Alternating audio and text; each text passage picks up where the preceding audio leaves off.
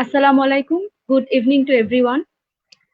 As usual, we are again live from GYRP Global Youth Research Panel, again with a very informative and effective contents. Actually, in our today's session, we are going to discuss on several contents. Anyway, at first, get introduced with me as your host. I am Ifatun Nahar Ifa. I have done my post graduation from Chittagong University in English. Now I am uh, now I am working uh, as an idea and information mastermind of GYRP Global Youth Research Panel. Anyway, in this live session, we have another person with us as your host too, and I hope that this person does not need any introduction because he is already known to you all. He is none other than the founder of GYRP Global Youth Research Panel, Mohammad Arif Mujtaba Kamal. Hello, Arif. Can you hear me? Am I audible to you? Thank you so much. Hi, Ifa. Yes, Okay, nice you are to meet audible you. to me. Hello, Okay, hello everyone. This is Arif Mustafa Kamal. Nice to see you everyone in today's live. And thank you so much. Good evening to all of you and also to you, Ifa. okay. Okay, we are going to our contents. As I have already said, we have several contents in today's session to discuss. Um, uh, our first discussion will be on um, uh, how to improve and develop leadership skills. Actually, it's no need to say how it's important uh, to develop and enhance leadership skills in the students in present world because it is the most important um, to be advanced and um, to be get used to with the world. Anyway, our next content will be on time management. Actually, we students have propensity of wasting time in procrastination, in lethargy. Many of us do not know how to make a good schedule, and even we do not know how to distribute time according to the needs of the task. So our discussion will be on this too. I hope that this discussion will be very much helpful and effective for you. You will get many suggestions and tips from our discussions. And our again another discussion will be on adaptability, how to get adjusted with an unfamiliar and unknown atmosphere, unknown surrounding, especially when our students, foreign students, goes to a country different from his own culture. He certainly suffers or faces many kind of problem regarding their new cultural elements, especially with their language, with their religion, with their food habits, with their weather, so on, such many things. So I think that our discussion will be on this too. And in such a situation, many students get depressed, frustrated. They do not know how to get adjusted in such situations, and even many goes to the extent to quit their present purpose. I hope our guest and our other members are going to give you many suggestions and tips how to tackle such situations, how to get rid of the depressions and frustrations and anxiety, and how to make yourself advanced with the situation. Anyway,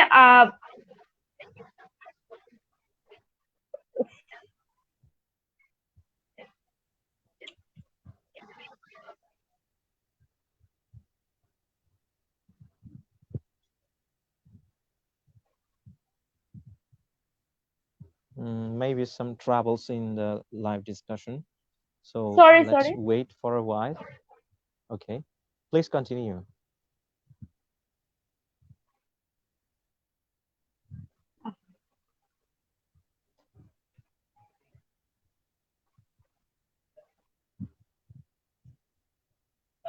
Ifa, we can hear you.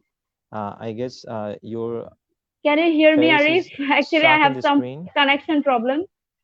Can you Yes, hear me? uh, Am I yes, visible? I'm hearing you.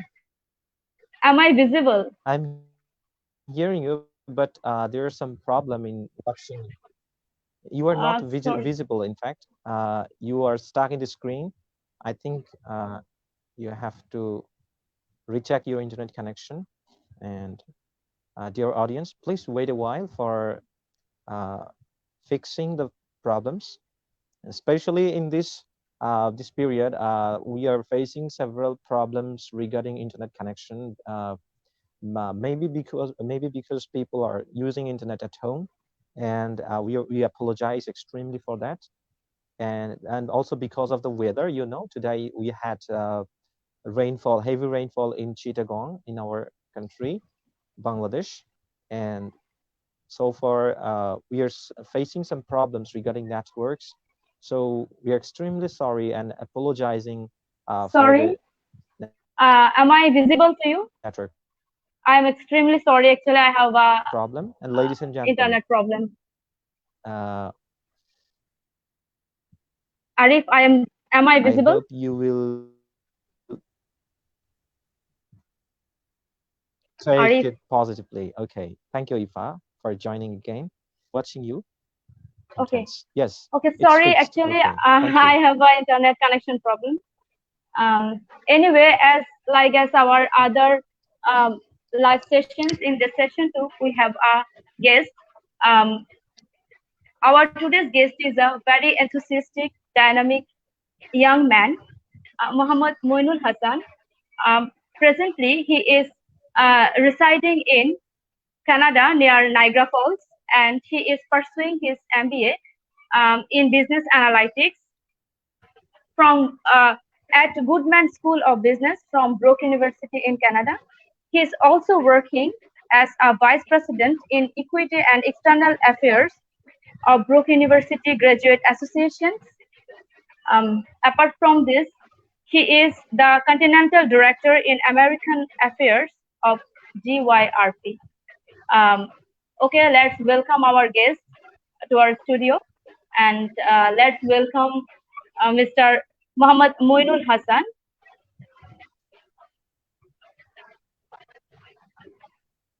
Dear, thank you. Ladies and gentlemen, And please Arif welcome also. So how are you both? Mr. Moinul Hassan, who is currently discharging as Continental Director of North American Affairs of Global Youth Research Panel. Hi, Moinul. Welcome from Canada. Hi Arif, it's good to see you both. How are you? Thank you. We are fine. We are both of us very fine. So Nice to see you after a long time. How are you, Maybe Moinul we're watching Hassan? you after 10 years. I'm totally great. So it's good to see you, Arif. Actually, like we were at the same school during our 9 and 10 standard. So after that, like we didn't have like verbal communication at all in this 10 years. So it's a kind of reunion to me, and like I am happy to be here, and that's all. And I will try to share some of my experience for my academic and extracurricular activities and my work life. I hope that I might help some people who are watching it right now. And those who are watching right now, you can just share your thoughts, or you can ask any question if you have. I'll try to answer them all. Thank you. Okay, Moinu Hassan. In fact, today we have divided our today's session, that is pioneering future leadership. In fact, we are arranging and running a session, especially during the coronavirus and COVID-19 pandemic situation. So we are actually running a project named Pioneering Future Leadership. So under this project, we are arranging several sessions to discuss different issues, especially regarding the global crisis in the field of business economics, and also in the field of education, and also in the field of IT world, and also in the job sectors, especially regarding the employment system and the future of the world. So especially we are trying to help people to console their souls during this period, and also we are trying to improve the lifestyle of our audience and the people and the stakeholders of us. And with this, we are arranging these sessions, and we are inviting our guests, our advisors, and also our important youth leaders from different parts of the world. So as part of this is our sixth session. And you might have seen that in our other sessions, we discussed many things regarding different important issues. So in this session, we will discuss very important issues that our host have already told you about those things, and that those are regarding the leadership traits, very important topic, and also the opportunities of study and job in the Canada. So we have today organized our session into 4 segments. Before we are going to our today's discussants, we want to share with you about our sessions. Uh, Firstly, let me share the contents. We will cover today 4 items. First, leadership traits. Under this, we will discuss the time management and procrastination, networking, also adaptability, and other extracurricular activities regarding this. And secondly, we will discuss in this next segment study and job opportunities. Before that, we will also focus in the second segment the youth capacity that we have already discussed in several aspects of this in our previous sessions with our advisor and also in our Continental Director of African Affairs. So that is important because we will discuss the failure and success in its impact in life. Our guest will also discuss these issues. And in the third segment, we will cover study and job opportunities in Canada and especially in the North African region, North American region, apology. And lastly, we'll touch another important issue that is important for everyone in our home quarantine. That is quarantine period activities and how we can improve our lifestyle during this period. So that's all from our part, in fact. And thank you, Ifa, for joining again. And please Thank continue. you, Arif. So thank you, Arif. It's a great initiative. Actually, I have watched personally 2 or 3 videos from your previous sessions, and they are very good and very informative. So today I would like to add some more things to that discussion topic. So feel free to ask any question if you have, and I will try to cover them all regarding our discussion topics. Thank you. Arif. Okay. We will ask our audience, especially, to share in the comment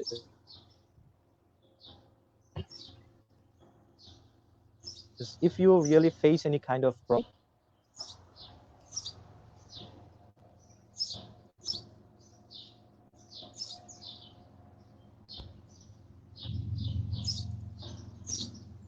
Hello, Arif.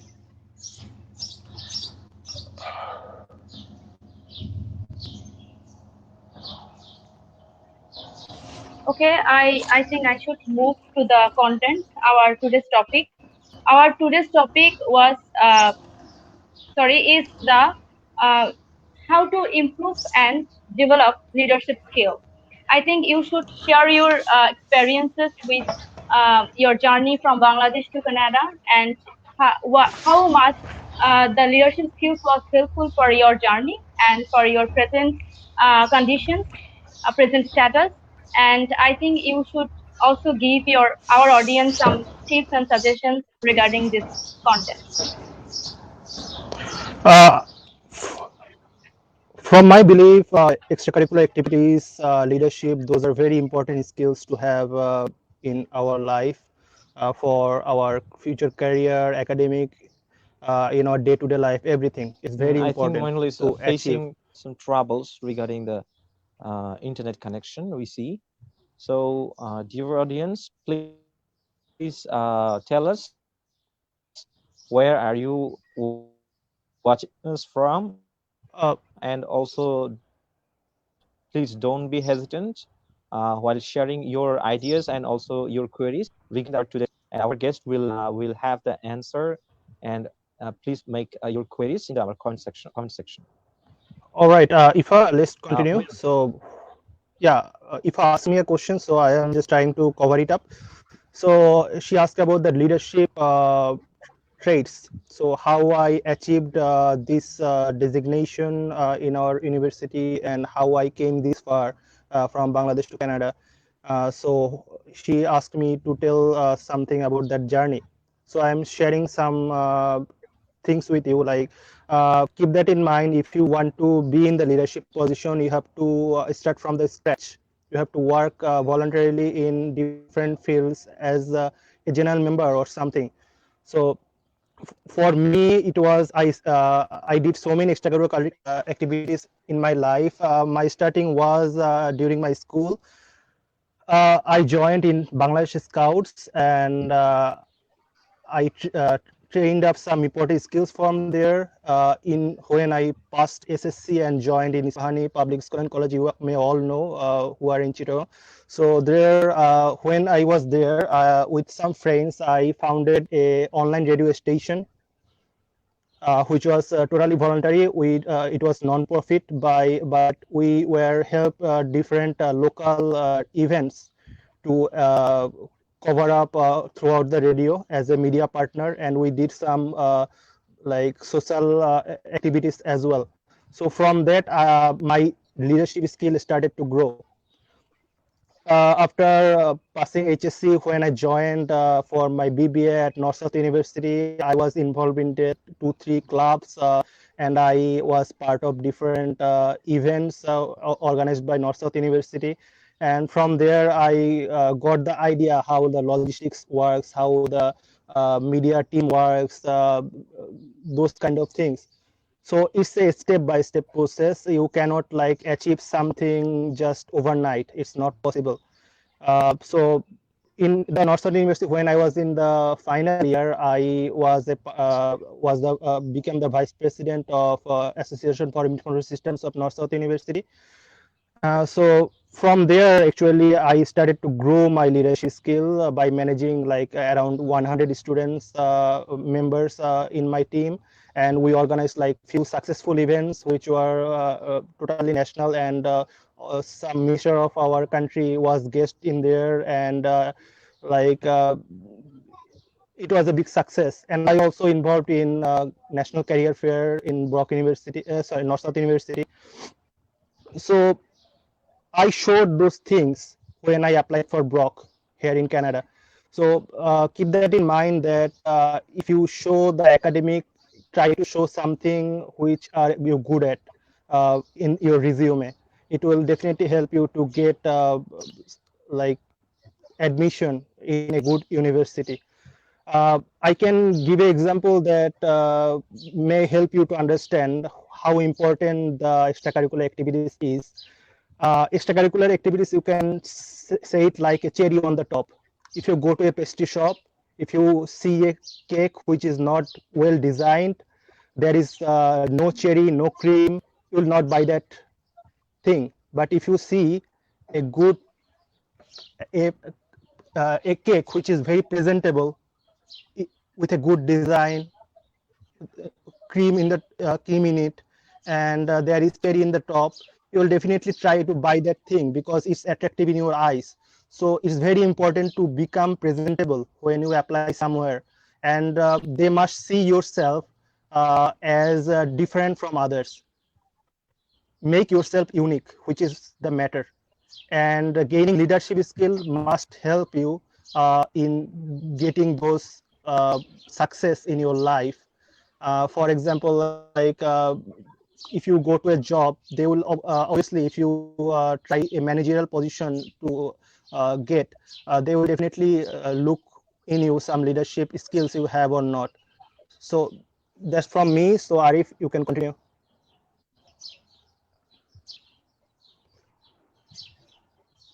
Okay, thank you, uh, Moinul, Okay, Moinul thank Hassan. you. In fact, Okay, you're right that actually, for leadership skill is extracurricular important, we activity, know, and we have I to I hope that you will focus on give somebody. some tips and suggestions how to enhance leadership skills in students, and how it can help them in their long life.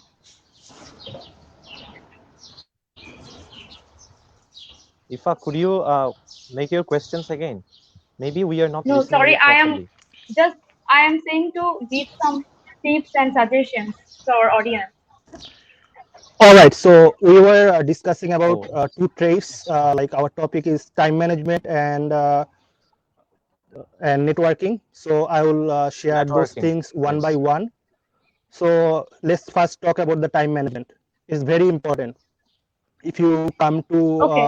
come for post graduation in Canada or Australia or in any European country, you cannot imagine how much pressure we will be in. Like in Bangladesh, we are very relaxed in terms of our courseworks, but here you will get so many assignment, project, exams. You can have your part-time job. You can have extracurricular activities, etc., etc. So it will be very difficult to manage your time when you come here. So I will suggest to start following some tips from today, so you can be prepared for the future. Uh, I think you all know about the Google Calendar, right?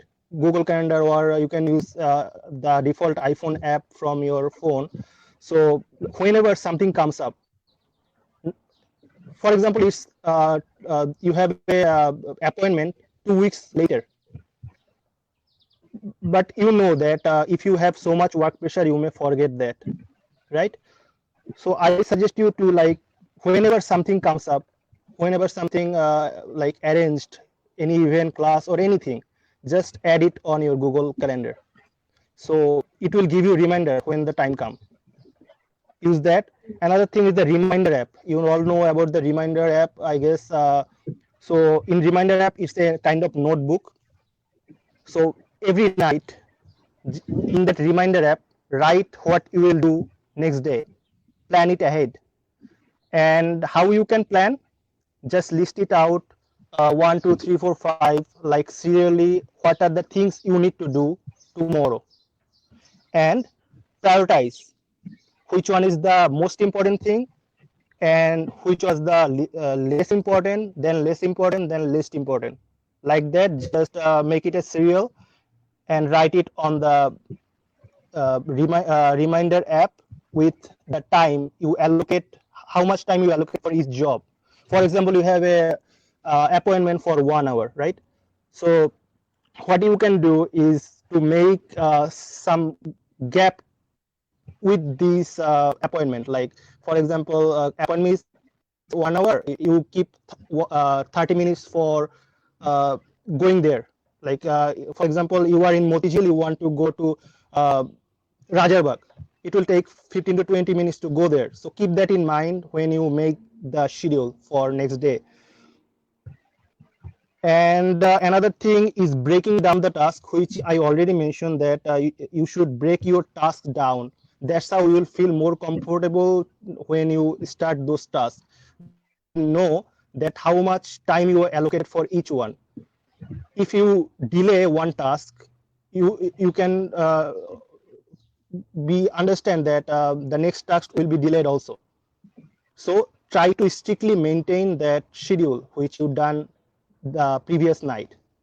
So and another thing is, sometimes we think that I will do it tomorrow, I will do it day after tomorrow, but keep that in mind. If you do like this procrastination, tomorrow may never come. Okay, so try to do that, break the task and assign a specific time for that, and try to do it in time, in the allocated time. And another thing I can say about checking the emails regularly. In my country, I'm seeing that many people don't actually very serious about checking the mails, but here I get every day at least 30 mails. You cannot imagine, like 30 mails I have to, at least I have 10 to 15 emails have to reply every day. So keep that in mind as well, and try make a good like practice of checking mails regularly and try to answer them instantly. It will help you to be ahead of time. Lastly, I can say about one thing is sleep schedule. Like, we have a tendency that sometimes we sleep at 3 a.m., sometimes we sleep at 12 a.m. Don't do it. Every day, try to sleep at the same time and wake up at the same time. That's how you will be more like comfortable with your daily schedule. Otherwise, your schedule will messed up for sure. So try to focus on that as well. Sleep at least 7 hours a day. so that you will be more productive during the day, and must be before the exam day try to sleep well. Otherwise, like you may get messed up. I had this problem many times. I slept for like 4 or 5 hours before the exam, and like during the exam my brain was not working. So try to follow these good habits. Yeah, that's all from time management. Arif.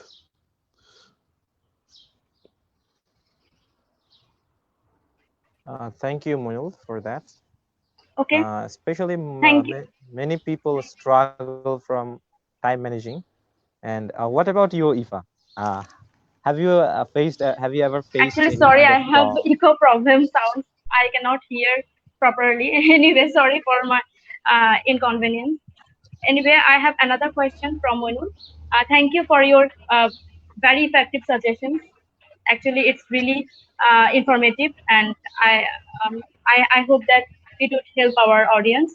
And the next question is on adaptability. How to get adjusted in an unknown, unfamiliar uh, atmosphere when we go to a before unknown going culture. to before going to the next question, I think it's time to check our comments. What about our audience? Really, sure. Fine. Good. So let's check our comment section.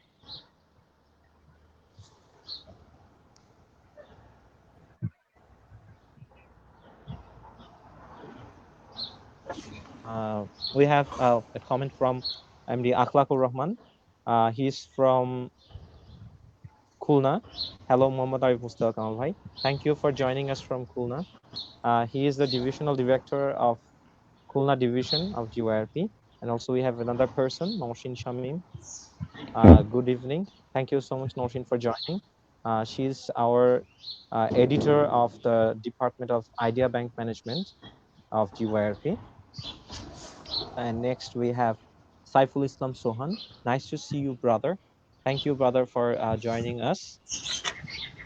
And also, please make sure you have, if you have any query or any question, we will appreciate this and our guest will answer it.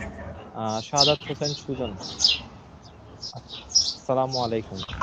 Walaikum assalam. Thank you. Shahadat is our mastermind, our team head of logistic affairs of GYRP.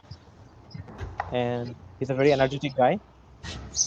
And also we have Imran Imon.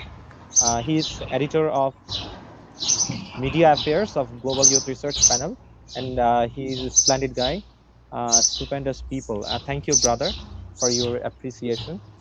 And also he was asking, he has a question for going to Oxford University, what requirements I need? Okay, for Oxford University, you might have some requirements that is also uh, relevant to other universities, especially in the case of studying abroad. So we can address those questions from our guest as well. And Moinul, please, especially that what are the requirements to go abroad to study in the Oxford University from Bangladesh? Okay, so it will be discussed later about how to get enrolled in a good university, how to search for it, how to get the information, and I'll obviously share that. But like specifically for a different a specific university, the requirement can be vary. University by university requirement can vary. Personally, I haven't checked the requirement of Oxford University website, but I can say one thing that you should have a very good IELTS score, at least I guess 8. You have to get IELTS score at least 8. You should have if you it depends on which program you want to enroll in. If it's a business program, you have to definitely have to give GMAT, and if it's related to any other field, you should give GRE, and you have to get a good score. You should have some research journal published by any renowned international uh, agency. That's very important, uh, because university like Oxford University, they are very much research based, so you have to very good in research. You should have a very good academic performance, a very good CGPA, you should have some leadership and management experiences, all those things you need to get enrolled in a good university. And you should must be try to win different competition which happens all over Bangladesh. You see some debate competition or national level competition, try to attend in those and try to get a winner prize if you want to be really want to be enrolled in Okay. university like Oxford University. That's a Thank splendid. you. We can, I think we can discuss it in the study abroad part in our third segment. So before that, I have to read another query, that another thing that is from our friend, our classmate, MD Irfat Shorab. Hi Shorab, thank you for joining us. Hello, He's a very Shorob. energetic guy. And Ifa, please read the comment. Yes, I have already. Thank you, Shorob.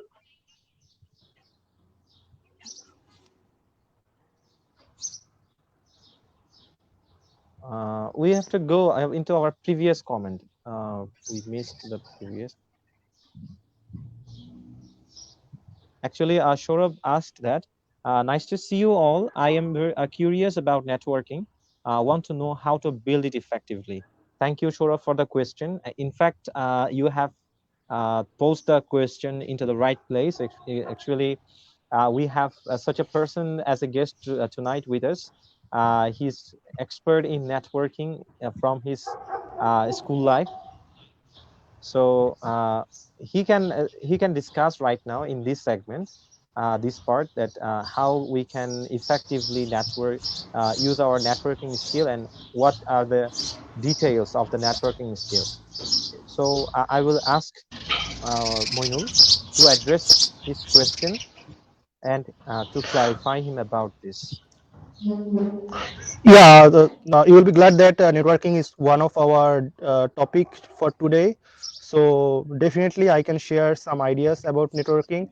So what do you understand by networking? Networking actually be known to many people. Like there is no limit in your workplace, from your extracurricular activities and everywhere. If you have to try to make known people for you, and in future when you uh, get into trying to get a job or anything, like if you have a good networking, you will have someone to help you in that situation and make you comfortable to apply, or you can get valuable suggestions. So for that, networking is very much important. So how can you do well in the networking? I think you all know about the LinkedIn uh, social media. LinkedIn is different from Facebook or Instagram or Twitter, because LinkedIn is mainly focused for the people who are trying to build professional networking socially. So in your LinkedIn profile, what is different is like you can kind of make a CV, virtual CV in your profile. Uh, you can search in LinkedIn about my profile, and you can get an idea how I arranged my profile. For example, in your profile, you can add your academic experience and your extracurricular experience. If you have published a research article or article somewhere, if you win a competition, uh, those kind of thing you can share there. And believe it or not, in Bangladesh as well, I see many big MNCs when they recruit people or get application, they look at the LinkedIn profile. It is very important for them to judge your character, how smart you are, how confident you are, how what are the things you did in your life. For those things, they check LinkedIn. And not only LinkedIn, I think I had many cases. They check your Facebook or Instagram profile as well. So I suggest you to be professional in social medias. If you write any abusive comment or writing informal things in your social media, it can backfire you in the future when you look for job. So if you have those kind of thing in your profile, I suggest you to remove that thing, because in future, not only when you apply for job, if you apply for visa as well, visa officers will look on it, and they judge based on that how what is the character of you. And another thing which I am doing right now during the quarantine time, actually during the quarantine time, it is very like easy to get connected with industry professionals because they are working at home, they are not that much busy. So if you can approach them, they will easily you can easily set a meeting with them. For me, I set meeting with like few industry professionals related to my work field in Canada, and I arranged a Zoom or Microsoft Team meeting with them. There I asked that how you grabbed your skill, which helped you to be well in your work industry, how you are so successful, and I got useful tips from them about getting success, which you are watching in live from me. Many audiences, I did one-to-one interaction. What is the benefit of that? Because of doing one-to-one interaction, he has a good image of me in his mind or her mind. Actually, in future, it will help me to be connected with him regularly. So whenever I will be graduated from my MBA, if I look for jobs, I can take some suggestions from him as well. And we cannot say like maybe I can get enrolled in his workplace. So you never know. So I think there is nothing goes in vain. Like if you have any options, if you can reach someone from industry professional, like try to get the good value from it. So that's one thing. Another thing is I already mentioned in the first part of our session that try to involve more in the extracurricular activity. By involving different extracurricular activity, you will know many people. Uh, I can share one thing that I during my school life I changed school like every 2 years. Like it looks odd, but I did it because I wanted to make many friends. And actually, I believe that I know much more people than an average Bangladeshi. So I think if you know more So people, how it many always schools helps. did Like you have? I five have one schools, question for you. That how many schools did you have in your so far in your life? 5 schools. I studied In in that five case, schools. what are those schools? Please mention. We want to hear from you and also about I guess you those. know because I was in Chittagong, so the schools are familiar to you, I guess. So I firstly studied in Alhaz Mustawak kindergarten and high school. From there, I Very started famous my school. study. Uh, there was a school, that's a small school, it's not very recognizable, Oxford International Kindergarten. I studied in Probhati Okay. Shikha Niketan, Nasirat Government High School. I guess I said five, right? Yeah. So those are the five schools I studied. Okay. Oh, sorry, I missed one. Victory Adosho School and School. Uh, you know Victory? It's near the Khan. Uh, I have a little idea because I know little areas in the Akekan sector. So in future, I hope we can also work in your past schools. And if I share from my part that I had also so many schools in my early period, and especially I studied in the village at some period of my life, and especially I started from Chandana Shishu Niketan school, Chandana Shishu Niketan, and after that I had four more schools. Like I had two more primary schools and also one kindergarten after that. And after that, I again got admitted in another high school. And after that, again, transferred to Nasirat Boys High School. So I had six schools so far in my life, and that was a splendid All right. experience that so many people from different spectrum of life, like the people even from uh, root level, and even people from different areas. So from nearby school, nearby localities, or also from other localities. We had the opportunity to mix up with so many people from different backgrounds, and that is also a blessing. And to know about the peoples, their cultures, their ideas, their thinking, and even sometimes some good and bad aspects of different people. And that is also important to grow myself. I guess having so many schools is also beneficial. Yeah, good to hear that, Arif. And I find many similarities with you. Like it's good actually. Like during our school life when we studied together in Nasihat Government High School, like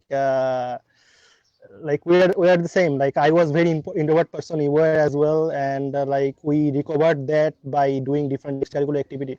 So I suggest you, like those are who are introvert people and getting scared or shy when talk to the people who they don't know, try to cut this up. Like firstly you will feel hesitate, but if you practice well, you and make friends with new people, you will feel more comfortable, and obviously it will help to grow your networking skills. And another thing I can suggest, that there are many networking events. It's not very common in Bangladesh, but I see in some universities like Monarshat University, they do some networking events. It's like a dinner or lunch or anything where people from different background comes in and have talk with each other. Just like that, like whenever I see someone, like in my networking event, what I do is I go to someone whom I don't know at all. I say, hi, how are you? I am Moinul. So what you are doing, what's your background, what you try to achieve, what your profession, like that. Start with ice breaking. Ice breaking is very important if you do networking. Like if you can break the ice once, that person who you are trying to build your build your talk, like that person will feel comfortable and share things with you. And lastly, just try to get a contact from him or her. Don't ask for his or her phone number. Just you can add, say that, can I add you in my LinkedIn, or can I add you in your Facebook? After that, sometimes like every 3-4 months, just send a message to him or her. Do it formally. So eventually, when like few years gone by, like you will have a good understanding with that person. I am not saying that you will be 100% successful in each of them, but if you try to make good work relation or like that with 3%, 30%, I can guarantee you that with 10% you can end up with something good. That's one thing. Another thing is like why people will try to make friend with you. Like self branding is very important. For example, you have so many skills, but someone doesn't have, but he is presentable. Like right, so people will definitely go to him and talk to him because he has such a personality. So try to make branding of yourself, like different products. Like if you go to a super shop, you buy Tide as your clothing uh, detergent brand, like that. Like make yourself such a person. Whenever someone think about something related to your field, he or she will approach to you, no one else. So that's very important to make yourself branding. How can you make your branding? As I say, that make a good LinkedIn profile, maintain your personality in the social media. Don't make any negative cheap publicity like the people nowadays are doing in Bangladesh. I see that many people want to get like and views and they share some negative content. Don't do that. If you lose respect once, you cannot regain that. Getting respect is very hard. It may take years, but losing your respect and dignity, it will not take much time. So don't do that. Don't like make harm of yourself. It is very important. uh, that's all I can say about the networking. I guess all you have understand like how networking works. You have any question about networking, just share it In in the fact, you chat box. covered a lot of areas regarding networking. So that will be helpful for our audience to work on. And I have also noted down several things that especially are when you want to network. If I summarize this aspect, that is for with social media. In social media, you can network with the professional from industries and professionals from industries, and also you can connect with different types of people while doing extracurricular activities. If I share a bit from my own experience, that when I work in different spectrums, especially in the volunteering activities, in charity works, also in the social works, and also in different types of competitions, especially, and also in the conferences and in the summits. Though these things have helped me a lot to have different people from home and also from abroad. I met a lot of people from African regions in these conferences and also in these summits. So also I had a lot of opportunity to learn from those people, from their behavior, even from even especially I'm impressed at the behavior and the religious lifestyle about from the people of African region. So they are very much pious and religious. So it impressed me a lot, and I had a lot of bad habits. And when I got interaction with those people, and also when I attended any conference or in any event with those people, I had a solemnity and also sacred feeling in myself. And I found and observed a change in myself, that I followed those people and the good habits of those people, and that influenced me positively to change myself.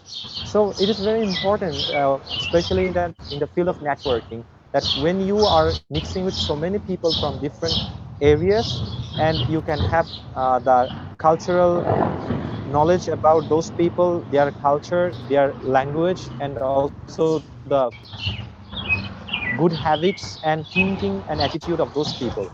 And also this network can help you, especially when you want to solve any problem at any period in your life. You will have somewhat help or assistance from any kind of people who are in your network. And you can also equally contribute to any kind of people who are in your network. And I personally try to do, I always try to do with the people in my network, the people are connected with me, or the people know me. I always appreciate them when they do any good they have any good achievement in their life, when they post about that. And also I try to be with people in their bad times, especially I try to help those people when they are struggling with their problems. So this kind of reciprocal relationship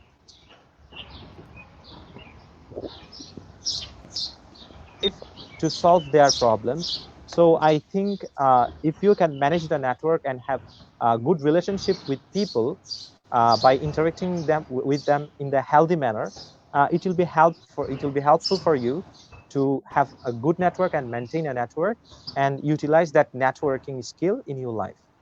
So what do you think, Moinul, about that? Yeah, I absolutely agree with you. It is very important in every part of life to do networking, and I think don't do anything which is on like expecting something. Don't expecting from people. Like you do networking for your own good, but it doesn't mean that you are helping someone to gain something. Don't expect that. If you get something from someone, it's a bonus. Don't expect that you help someone or introduce with someone, that person will definitely help. So if you make relationship, good relationship with many people in terms of your networking, in future it might help, but it's not guaranteed. So I think it should be in the mind when you approach to people, and obviously be formal in those kind of thing. If you do something which doesn't look good in the universal ethical beliefs or something, it will backfire.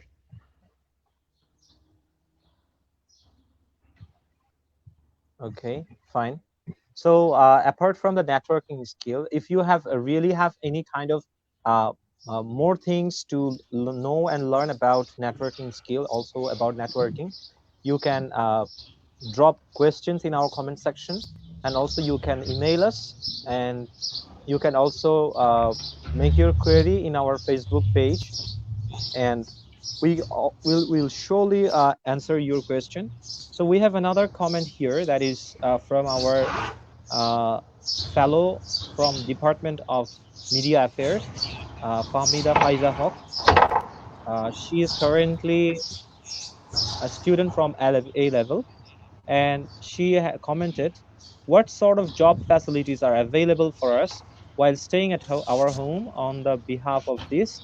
How do we will set up our time management in case of students?" Okay, she is asking about time management in case of Understood. students, and also about the job facilities while staying home, means home job facilities and time Okay. management. So about the time management we have already covered. So you can Moinul, you can I add can some say some more points information about that, for, obviously. yes, So let's about the answer the students, first how they can manage. query of Famida. So here she wrote that what are the facilities, job facilities are available. You were mentioning about the work from home. It's the term we use is work from home. So if you want to get that kind of opportunity, like try to search on different job portals like BD Jobs or like Chakri.com, or you can search on LinkedIn. In LinkedIn, there is an option to post jobs from different organizations. So keep your eye on those things. So it will definitely help. And I can say one thing, like if you make your LinkedIn profile better, if you are connected with many people, sometimes it may happen that job come to you. You don't have to seek for job. For me, my I try to make my LinkedIn profile very strong. I can share you one thing. Like in last few months, I got 2 job offer from different 2 different person in Canada. Uh, they actually approached by seeing my activities in LinkedIn, and they were interested. So it's not always the thing that you are looking for job. Sometimes job can come to you. So try to build your network well. Try to build your LinkedIn profile well. You can find a lot of tutorials in YouTube. So like try to build it. You cannot Maybe a build it in bit of 1 or 2 days. It network takes problem time. here. So give So significant. what Moinul was sharing Yeah, I was telling about how. job opportunities uh, when you have a good profile in social media and LinkedIn, right? Yeah, so I am saying that like should I repeat again?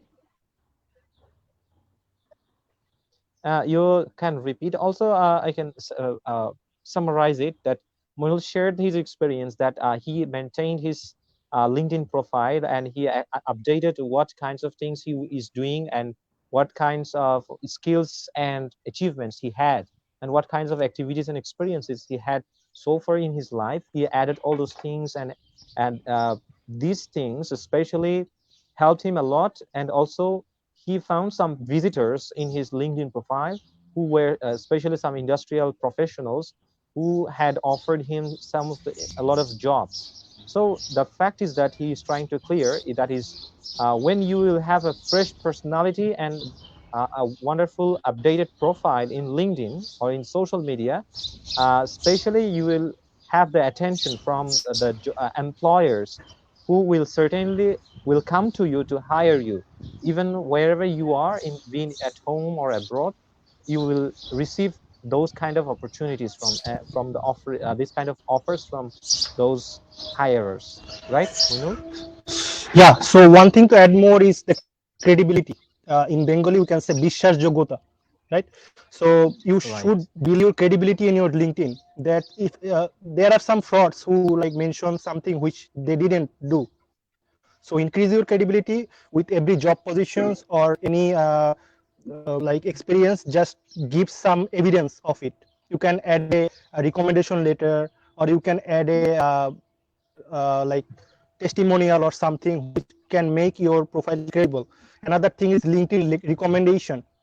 So you can get recommendation from your previous boss, your previous professor who you worked with in your university life. They can give recommendation, written recommendation to you, which will show in your profile. And also there is option in LinkedIn to show your skills. For example, you are good at Java, you are good at C++, or you can good at Microsoft SQL Server. So if you put those skills there, the people who are in your network, then they can endorse you that you are good or bad.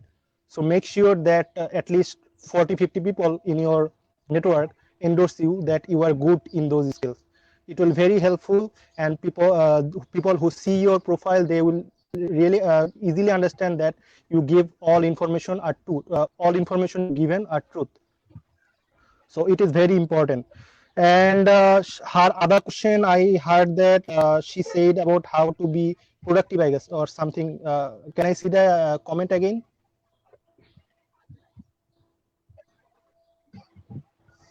Hamida's comment.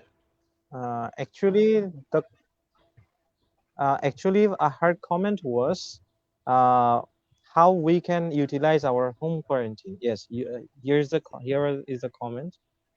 You can read it. Okay. The thing is, like now you can do one thing to getting a job which is work from home. Just search it on different job portals like BD Jobs, Chakri.com, LinkedIn, and every day before you go to sleep, just check it on and apply wherever you get any circular which allows you to work at home.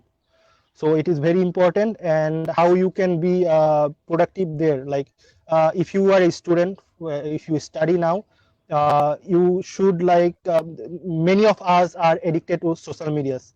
Like every 10 minutes, 15 minutes, or 20 minutes, we check our Facebook profile or Instagram profile, which like distract our studies or our work we are doing at home. So for that, I can suggest a few apps. For example, I can suggest one app named Leechblock, Leechblock. You can add that extension in your Google Chrome or Firefox, and it will from in there you can just give some names or website which one you want to block. Like if you can add Facebook, Instagram in that app, and when you start studying, just turn it on. When you turn leech blocker on, you cannot enter. Like for example, you turn the leech blocker on for 1 hour. For 1 hour, if you want extremely high to enter in Facebook or Instagram, you cannot. The leech blocker will not allow you to visit those websites. So use that. It was very helpful for me to concentrate on my studies. And you can download an app on your phone named Focus Timer. So if you want to be focused in your assignment or exam preparation or anything, so use that app. In that app, there is a timer. So it will show that 25 minutes you have to focus. In 25 minutes, you cannot like go around, you cannot visit any website or anything. So for 25 minutes, you need to focus. After 25 minutes, you get 5 minutes break. So use that break well to get refreshed. After that 5 minutes, again start your timer and focus for 25 minutes again. Do it repeatedly. That's how your mind will not get stressed because you getting 5 minute break after every 20 minutes. So eventually it will help you to boost your productivity. Then I can suggest another thing is rewarding yourself. I guess many of us know about that thing. You can reward yourself if you do something well in your academic. For example, you are preparing for your exam. There are 10 chapters. You just promise yourself after every one chapter, you can reward yourself by something which is very different and you like it a lot. For example, you like to eat chocolates. You can eat chocolate after completing every chapter. Or you can watch a Netflix episode. For example, you are watching, for example, La Casa de Papel on your Netflix. You finished one season. There are like 6 seasons to go. Like what we do is like when we sit for watching TV series, we get so involved and we watch like 10 episodes in one sitting. So what you can do after completing one chapter, every one chapter, sit and watch one episode. That is your reward. You cannot watch more than one episode at the same time. That's how you can like bound yourself to be more focused in your work. And another thing which you can do is like if you study or doing any project, like add a partner, add him or her in your Skype or Microsoft Teams or Zoom, and discuss with them that your study, which is like, for example, your classmate and you both have exam tomorrow. You can sit together, share your screen for your laptop, which contains your study slides, and you can study together. That's how you can be more focused in your work. So that's how you can reduce the distraction or procrastination, and how to be more productive in your uh, home quarantine life. That's the another topic. Arif, if you want to discuss about it now, I can do it. Otherwise, we can do it later.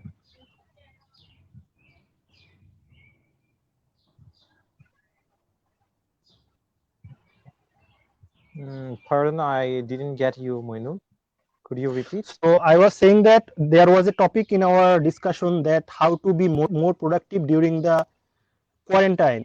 So I can discuss about it now, as as someone already mentioned in the comment. How So to be more so far I have productive discussed in that the how to quarantine be period, right? reduced, like how someone can reduce the distraction or be more productive, avoid procrastination. That's what I have discussed. Now I will discuss that how to be more productive in the quarantine period. Like what are the things to do during this quarantine period? I can give you some tips. One thing you can do, all are you doing, I guess, do it more, like getting online certification or courses in different online, there are different online courses available in the internet. Try those. Like I can suggest some websites like Google Analytics, Google Cloud Servicing, Pluralsight, Coursera, uh, British Council. You can try those websites to get certification. Actually, if you try those things, it will not only give you certification which you can add your resume, but also it will help you to develop your skills. So when you go to your job life or you apply for job, you will be ahead from others. Make yourself unique than others. Everyone has a university degree, but how you differentiate yourself, that's will be the target of yours. Differentiate your skills, differentiate yourself by showing your skills, why you are different than others. That's one thing. Next thing I can say that we all know two languages, Bengali and English. So I suggest to learn one more language. If you want to come to Canada, French is very good option. Like try to learn French, or if you want to stay in Bangladesh, or if you want to go the surroundings, I can suggest another language which is Chinese. It helps a lot. I learned Chinese back in when I was in Bangladesh. So if you can learn Chinese from three institute, I guess, from Dhaka. One is North University, Dhaka University, and Shantamarian University. They have Confucius Institute to learn Chinese. Also, you can learn Chinese from at home by using a very useful tool named Duolingo. So by using Thank Duolingo app, you, you can Moinul, learn for so new many languages. informative. And Okay. another thing can be like you can search on YouTube to learn new languages. Also, you can improve your cooking skill, which is very important. If you come abroad to study, you have to cook by yourself. So I think it's better to learn some cooking from home. So those are the things you can do in your quarantine That time. is fine. Cooking is very interesting. Yes.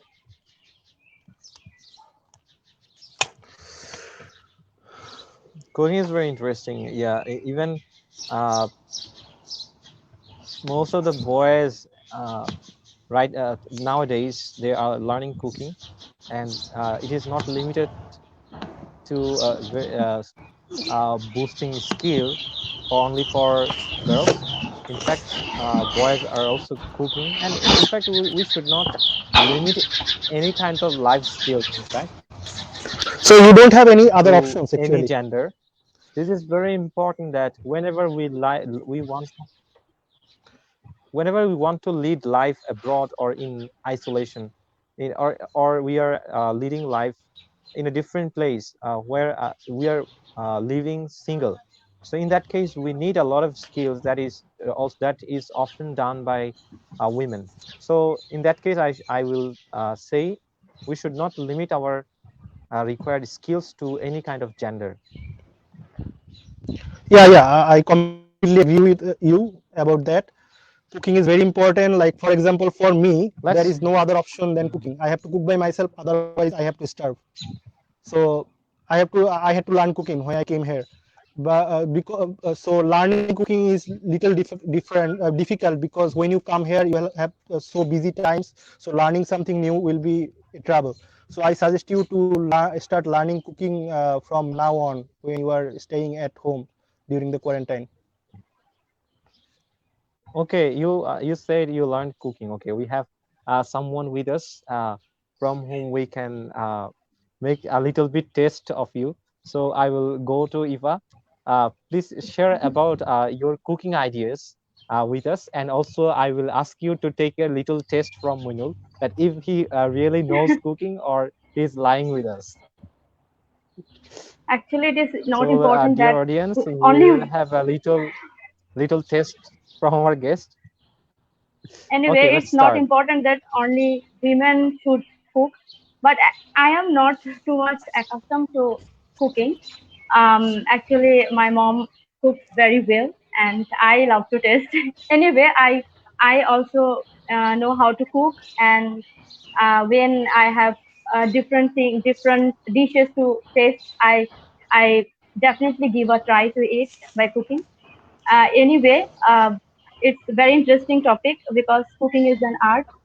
So we should all men and women uh, need to learn how to cook. Oh, really making trouble. Actually, I have an interesting question to Moinul. As Yeah. he is living near Niagara Falls, he already mentioned.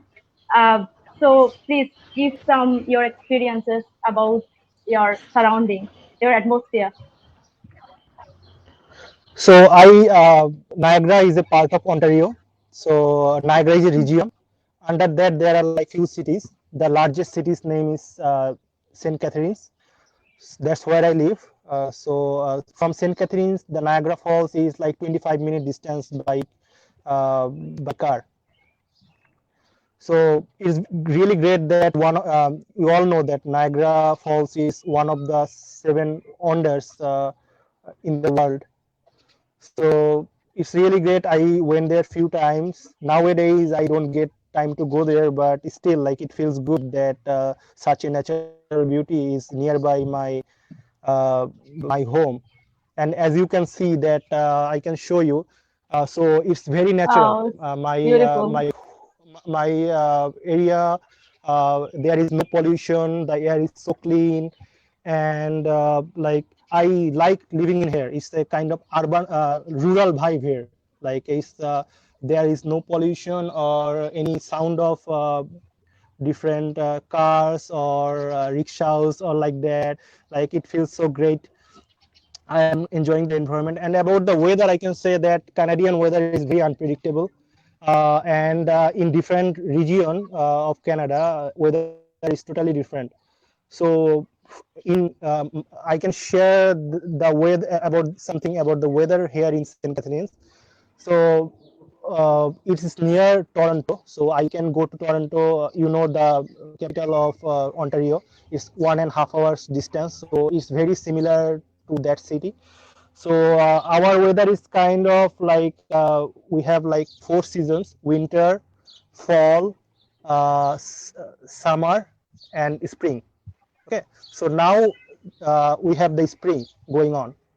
So in spring, the weather is like kind of very good weather. Like now it's 18 to 20 degrees Celsius all the time, which is very similar to the spring of our country. Very good weather, always sunny. Sometimes it rains, but not a lot. And after this spring, the fall summer season will come. That time it will be terrible. Like we will have the temperature like 35 degree to 40 degrees Celsius. It is very hot. But after like 3 months, fall will come. That's very interesting. We don't have fall season in Bangladesh. So the specialty of fall season is like now you can see that all trees have their leaves in it and all are green. During fall, what will happen that uh, these leaves will get dry and fall all over the places. So at the beginning of the winter, there will be no leaf in any of the trees. All will be dry and get fall. And in winter, you all know it will snow for like 5 months from November to February. You will see it will snow a lot, and all things will be covered by white ice everywhere. It will be very difficult to like move outside. What we do is like when we go outside, we cover up ourselves well and like try to get into bus as soon as possible.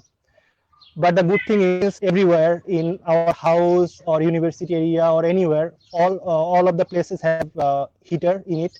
So you inside any place, you will not feel the uh, cold air inside. It is very much normal like temperature inside our houses. It's like 20 degree or 18 degree. So that's good. After so these are all 4 seasons we have. And so when you come in Canada, you will have some difficulty to adjust this weather. But I suggest you when you come to Canada, don't buy so many clothes from Bangladesh because the clothing style and fashion is totally different here. So I suggest you to bring whatever clothes you have already. And after coming to Canada, just buy clothes from the market, like jackets, sweater, and everything from here. So that's all from me about the Canadian weather and like environment. Yeah. Okay, that's cool. We want to go to the next segment, which is very interesting. That is misjudging youth capacity. I so far talked a little bit about it in the other sessions. So let's come with this topic, and we want to speak a bit in our native language, Bangla. That will be helpful for our audience as well. We can use both languages. আচ্ছা, তো আমরা যে টপিকের কথা বললাম যে আসলে youth capacity বা এটাকে মিসজাজ করার যে বিষয়টা, স্পেশালি এটা নিয়ে যখন আমরা কথা বলতে যাব তখন কিন্তু আমাদের স্কুল লাইফের যে এক্সপেরিয়েন্স সেটা আসলে চলে আসে এখানে। আজকে কিন্তু মজার একটা বিষয়, সেটা হচ্ছে আজকে কিন্তু এখানে বাংলাদেশে কিন্তু এসএসসি রেজাল্ট দিয়েছে। So Moinul, SSC result related যদি তোমার এই টপিকের সাথে রিলেটেড তোমার যদি কোনো এক্সপেরিয়েন্স মনে পড়ে, তুমি যদি টোটাল কানেক্ট করো, that will be very interesting for our audience and also for the youths and also for the guardians. Like from my experience, আমি এটা বলতে পারি যে I was the average guys all the time. Like I didn't want to be first or second position in my life, but I wanted to be consistent all the time. So before SSC মানে যখন আমি আরিফ যখন আমরা 9-10 এ পড়াশোনা করেছি একসাথে নাসিরাত government high স্কুলে, we didn't expected that আমরা জিপিএ 5 পাবো or something. আরিফ তো গোল্ডেন পেয়ে গেল এসএসসি তে, আমি জাস্ট Wow. বাংলার জন্য এই প্লাসটা মিস করেছিলাম। বাট কথা হচ্ছে যে মানে আমরা কেউ এক্সপেক্ট করি নাই যে আমরা জিপিএ 5 পাবো, বিকজ স্কুল লাইফে you all know about that in government high schools, like they have so many rules and they make questions very hard, so it's very difficult to get good marks in the academics. এটা আসলে একটা trick বলা যায় যে স্টুডেন্টরা pass করার জন্য যে পরিমাণ পড়াশোনা করে ওই পড়াশোনা দিয়ে জিপিএ 5 পাওয়া যায় এসএসসি তে। সো আমি আর আরিফ পড়তাম পাস করার জন্য কাইন্ড অফ, যে কোনো রকমে পাস করব। সো দেখা যেত যে ওখান থেকেই মানে আমাদের মধ্যে চেষ্টাটা থাকতো। হ্যাঁ হ্যাঁ আরিফ বলো। একটা জিনিস খুবই মানে ভয়ঙ্কর ছিল, সেটা হচ্ছে আসলে মানে আমরা কিরকম প্রবলেম ফেস করতেছি। আমার আমি গত দিনের সেশনেও এই বিষয়টা নিয়ে অল্প করে আলাপ করছিলাম, তবে আজকের জন্য রেখে দিচ্ছি অনেক কিছু। যেটা হচ্ছে তোমার সাথে ভালো জমবে। সেটা হলো আসলে স্কুলে আমরা যে পরিমাণ মানে প্রবলেম ফেস করছি, এটা আসলে মানে ওই সময় যে কিভাবে বিয়ার করছি এটা এখন চিন্তা করার বাইরে। মানে দেখা গেছে ফার্স্ট ইয়ার না সরি, বিশেষ করে ক্লাস 8 9 ওই সময়টাতে, 9 বিশেষ করে 9 এক্সপেরিয়েন্স ভালো মনে থাকার কথা। সেটা হচ্ছে 9 যখন প্রথম প্রথম আমরা সায়েন্স নিয়েছি, তখন দেখা মানে কয়েকটা সাবজেক্ট কিন্তু অলরেডি ফেল করে বসে আছে। দেখা যাচ্ছে যে ফিজিক্সে, তারপর হচ্ছে হায়ার ম্যাথস, এই যে বিষয়গুলো। তো এখন এগুলোতে আসলে মানে below 20 marks, can you imagine? দেখা যাচ্ছে যে 100-এর মধ্যে 20 করতে চাচ্ছি না, একটু। এখানে আমি একটা কথা বলতে পারি। আরিফ, তুমি শুনতেছো?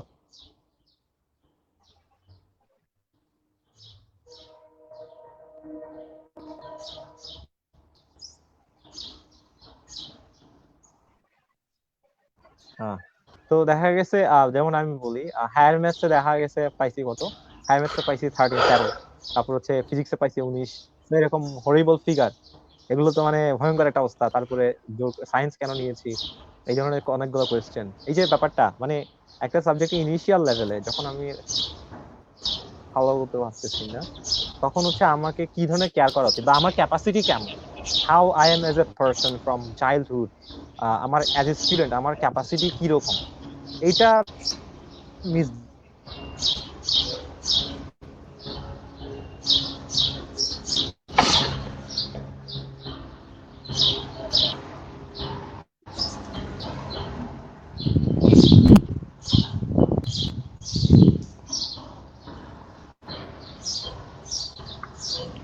নেটওয়ার্ক প্রবলেম হচ্ছে।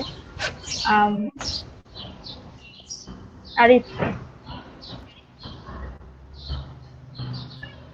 So I can continue. তো যে জিনিস yes, ব্যাপারটা you হচ্ছে do. এখানে কি লিখছে, Birds are singing. In the meantime আমি কয়েকটা কমেন্টে রিপ্লাই দিতে পারি বেটার। Perhaps she's জাস্ট কমেন্টগুলো চেক anyone করি is saying আমার লেখা থেকে। about your surrounding. The sound is coming, a bird singing. Hello. Let's check some comments. We have another comment of Mahmudul Hassan. Okay, please take it. ওকে, মাহমুদুল হাসান আমার Moinul. Friend. আমরা একসাথে Okay. মানে বড় হয়েছি, আমরা একই এলাকায় থাকতাম, আমার ছোটবেলার ফ্রেন্ড। এন্ড পরে আমরা নর্থ সাউথে আমরা একসাথেই পড়াশোনা করছি। সো থ্যাঙ্কস দোস্ত কমেন্ট করার জন্য। So your question is the overall experience about Brock University. So আমি যেটা বলতে পারি যে overall I am doing MBA by the way. So MBA is little different in Canada than Bangladesh. বাংলাদেশে আসলে এমবিএটাকে একটু চিপ করে ফেলা হয়েছে, যে যে কেউই এমবিএ করতে পারে যদি ইচ্ছা থাকে, যার কারণে এমবিএটাকে অতটা ভ্যালু দেওয়া হয় না বাংলাদেশে। কিন্তু কানাডার মতো জায়গাতে এমবিএ হচ্ছে টপেস্ট ডিগ্রি কাইন্ড অফ, মানে পিএইচডির পরেই বলা যায় বিজনেস রিলেটেড সবচেয়ে বড় ডিগ্রি হচ্ছে এমবিএ। সো এটাকে তারা খুব সিরিয়াসলি নেয়, এবং এখানকার কানাডিয়ান স্টুডেন্টরাও অনেকে সুযোগ পায় না এমবিএ করার। এমবিএ সাধারণত করতে পারে তারাই যারা যাদের বিভিন্ন বড় বড় ওয়ার্ক এক্সপিরিয়েন্স আছে, ইউনিভার্সিটিতে ভালো রেজাল্ট আছে, আন্ডারগ্রেডসে নেটওয়ার্কিং স্কিল ভালো, এইসব অনেক কিছু ওরা জাজ করে এমবিএটা নেয়। এই কারণে বিকজ এমবিএ তে ওয়ার্ক প্রেশার ইনসেইন। আমাকে সেমিস্টার 5টা করে কোর্স দেওয়া হয়, যে 5টা কোর্সে মানে প্রতি সপ্তাহে কয়েকটা করে প্রজেক্ট থাকে, অ্যাসাইনমেন্ট থাকে, প্রেজেন্টেশন, এক্সাম, এভরিথিং, মানে যতভাবে প্যারা দেওয়া যায় আর কি। সো ওটাই ওরা করে। সো খুবই চ্যালেঞ্জিং, খুবই ডিফিকাল্ট, বাট ইটস পসিবল যদি তোমার মধ্যে এরকম পারসিস্টেন্স থাকে, তুমি যদি হার্ড ওয়ার্কার হও, যদি এটা মেনে নাও যে আমি 1 থেকে 1.5 বছরের জন্য কষ্ট করব, এই কষ্টের বিনিময়ে আমি ভালো কিছু পাবো, তাহলে হতাশ না হয়ে যতটা সম্ভব ভালোভাবে চেষ্টা করতে হবে। একটা জিনিস মেনশন না করলেই না, যে কানাডার মতো জায়গাতে যে জিনিসটা দেখা যায় যে পোস্ট গ্রাজুয়েশন এসে অনেকে খাওয়াতে পারে না, যার কারণে ড্রপ আউট হয়ে যায়। সো এই ড্রপ আউট এর কাহিনী কিন্তু দেখা যায় যে 30-40% স্টুডেন্টরাই দেখা যায় ড্রপ আউট হয়ে যায় প্রথম সেমিস্টারে খারাপ করার কারণে। ওরা কিন্তু প্রথম সেমিস্টারেই জাজ করে যে কোন স্টুডেন্ট কি থাকবে কি নাকি থাকবে না। ওরা যদি দেখে একটা স্টুডেন্ট বিলো অ্যাভারেজ পারফর্ম করে তাহলে তাকে ড্রপ আউট করে দেয়, যখন তাকে হয় দেশে ব্যাক করতে হয় বা অন্য কোনো কলেজে ভর্তি হতে হয়। সো এটা খুবই ইম্পর্টেন্ট যে প্রথম সেমিস্টারে যতটা সম্ভব ভালো পারফর্ম করা, যাতে এই ধরনের কোনো রিস্কে সেই স্টুডেন্টটা না পড়ে। সো আমার পার্সোনাল এক্সপিরিয়েন্স হিসেবে ব্রকেও এরকম সমস্যা ফেস করতে হয়েছে। প্রথম সেমিস্টারে আমিও খুবই টেনশনে ছিলাম, আমি ডিপ্রেশনেও পড়ে গেছিলাম। এটা নিয়ে আমি পরে ডিসকাস করব যদি এটা নিয়ে প্রসঙ্গ পরে তোলা হয় যে ডিপ্রেশন কিভাবে কাটানো যায়। বাট আমি বলতে পারি যে আমার ডিপ্রেশন এক্স্যাক্টলি দুটাই ছিল, যেটা কাটাতে আমার খুবই কষ্ট হয়েছে, অ্যান্ড এটা কাটানোর পরেই আসলে আমি ইমপ্রুভ করা শুরু করি। সো এটার জন্য আগের থেকে মানসিক প্রিপারেশন নিয়ে নিতে হবে, যে insane level of work pressure দেওয়া হবে ব্রকে আসার পরে। Next thing is the getting কিভাবে আমি ভাইস প্রেসিডেন্ট হলাম ব্রক ইউনিভার্সিটি গ্রাজুয়েট স্টুডেন্ট অ্যাসোসিয়েশনের। সো এই graduate student association is the parent association for all the clubs, graduate clubs. So it's a big kind of big deal. We deal like আমরা deal করি স্টুডেন্টের insurance থেকে শুরু করে স্টুডেন্টের যত রকমের প্রবলেম আছে থেকে শুরু করে যত রকমের সাপোর্ট দেওয়া যায় স্টুডেন্টকে, সবকিছুই মেইনলি প্যারেন্ট অর্গানাইজেশন হিসেবে আমরাই ডিল করি। সো এটার পার্ট হওয়াটা আসলে অনেক বিগ থিং। অ্যান্ড আমি এখানে যে জিনিসটা খুবই মেনটেন করা হয় যে এথিক্যালি সবকিছু ঠিক আছে কিনা, যার জন্য আমাকে ইলেকশন করতে হয়েছে। এটা গত এপ্রিলে হয়েছিল ইলেকশনটা। সো ওই ইলেকশনে আমি 144টা ভোট পেয়ে গেছিলাম। So it was a great achievement for me because এপ্রিলের মধ্যে অলরেডি সবাই কোয়ারেন্টাইনে চলে গেছিল, যার কারণে আমি ফিজিক্যালি মানুষের কাছে যে বলতে পারি না ভাই আমাকে ভোট দাও। সো এই সিচুয়েশনের মধ্যে মানুষ যে আমার উপর বিশ্বাস রেখে আমাকে ভোট দিয়ে আমাকে নির্বাচিত করছে, যে এই কারণে আমি আসলে খুবই grateful to my fellow classmates and all students of Brock graduates department. So that's one thing. And এটার পার্ট হিসাবে আমি একটা নতুন ইনিশিয়েটিভে জয়েন করেছি, যেটা হচ্ছে ক্যানাডিয়ান ফেডারেশন অফ স্টুডেন্টস। এটা actually Canadian Federation of Student হচ্ছে গিয়ে parent student association for all student clubs all over the Canada. So it's kind of big deal that আমি আমার ইউনিভার্সিটির পক্ষ থেকে রিপ্রেজেন্টেটিভ হিসেবে নমিনেট হচ্ছি গত সপ্তাহে।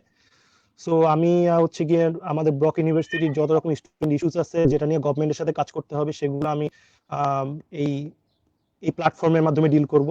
আর আমি হচ্ছে গিয়ে vice president of equity and external affairs. So এটা সম্পর্কে একটু বলি। সো আমার কাজ হচ্ছে গিয়ে বাইরের যত অ্যাসোসিয়েশন রিলেটেড আছে, অ্যাফিলিয়েটেড আছে ব্রক ইউনিভার্সিটির সাথে, তাদের সাথে ডিল করা। যেমন ইভেন আমি ক্যানাডিয়ান স্টুডেন্ট ফেডারেশনের কথা তো বললামই, পাশাপাশি member of provincial parliament, so MPP বলে এটাকে, যে আমাদের অন্টারিওর একটা পার্লামেন্ট আছে, এই পার্লামেন্টে যারা এমপি আছে। সো আমাদের আমার সেন্ট ক্যাথরিন্সের যে এমপি, তার সাথে আমার রেগুলার কানেক্টেড থাকতে হবে আগামী 1 বছর। সেটা একটা জিনিস। প্লাস আমাদের আরো কিছু অ্যাসোসিয়েশন আছে, সিইউপি, অম্বার্স, ওপিআইআরজি, এইসব অ্যাসোসিয়েশন যেগুলো আমাদের সাথে অ্যাফিলিয়েটেড, এগুলোর সাথে স্পোক পার্সন হিসাবে আমি কাজ করব। সো সব মিলে আমার এক্সপিরিয়েন্স এখন পর্যন্ত ভালো। আমরা সবই অনলাইনে করতেছি, আমাদের মিটিং থেকে শুরু করে সবকিছু অনলাইনে হয়। অ্যান্ড সোফার আমার পারফরমেন্সে আমার প্রেসিডেন্ট অ্যান্ড আমাদের executive committee very much satisfied. So আমি এটা কন্টিনিউ করতে চাই, ইনশাল্লাহ দেখা যাক কি হয় আর কি। So Arif, are you there? Yes, I'm here. here. Actually, I was Go on. facing some network troubles. We had আসলে another তুমি person, that is appreciation Shimul করার Das যোগ্য, Habib. খুব অল্প সময়ে তুমি ভিসি পদটা পেয়েছো, এবং আমাদের কমেন্টসও সেটাই ছিল, বলছিল যে খুব কম সময়ে তুমি ভিসি হতে পেরেছো। আর তুমি স্টিল এখনো এমবিএ করছো মনে হয়। হ্যাঁ, আমি এখন এমবিএ তে আছি। আমার এখন এক সেমিস্টার যে রানিং আছে, এই সেমিস্টারের পর আরেকটা সেমিস্টার সম্ভবত করব। সো এটা অল্প সময় করতে হয়, কারণ হচ্ছে আমাদের আমাদের পোস্ট গ্রাজুয়েশন লেভেলটা তো আর কি অনেক দিনের না। আমাদের আসলে এমবিএটা 2 বছরের ডিগ্রি, কিন্তু আমাদের মানে ইন্টারন্যাশনালি যেটা করে যে এটাকে শর্ট করে ফেলে। আমাদের 2 বছরের ডিগ্রিতে যে কোর্স ওয়ার্ক, এটা আমরা 4 সেমিস্টারের মধ্যে কমপ্লিট করতেছি, 5 সেমিস্টারে 5টা করে কোর্স করে। সো এগুলোর পাশাপাশি এই জিনিসগুলো দেখভাল করাটা আসলে খুবই ডিফিকাল্ট। বাট আমি শুরু থেকেই অ্যাক্টিভ ছিলাম। এটা কিভাবে এত তাড়াতাড়ি পেয়েছি, এটার একটা রিজন আছে। এটা তো এই কমিটিটা স্টার্ট হলো যে এই মে থেকে, কিন্তু আমি যেটা করেছি, আমি যখন জয়েন করেছিলাম ব্রকে, আমি জয়েন করেছিলাম আগস্টে। সো অক্টোবরই আমি জিএসএ তে বোর্ড অফ ডিরেক্টরে নমিনেটেড হই, যারা হচ্ছে কি আসলে ভোট দেয়, যে কোনো একটা মানে এক্সিকিউটিভরা কোনো রকমের ডিসিশন নিতে গেলে ওদের কাছে ভোট চায়।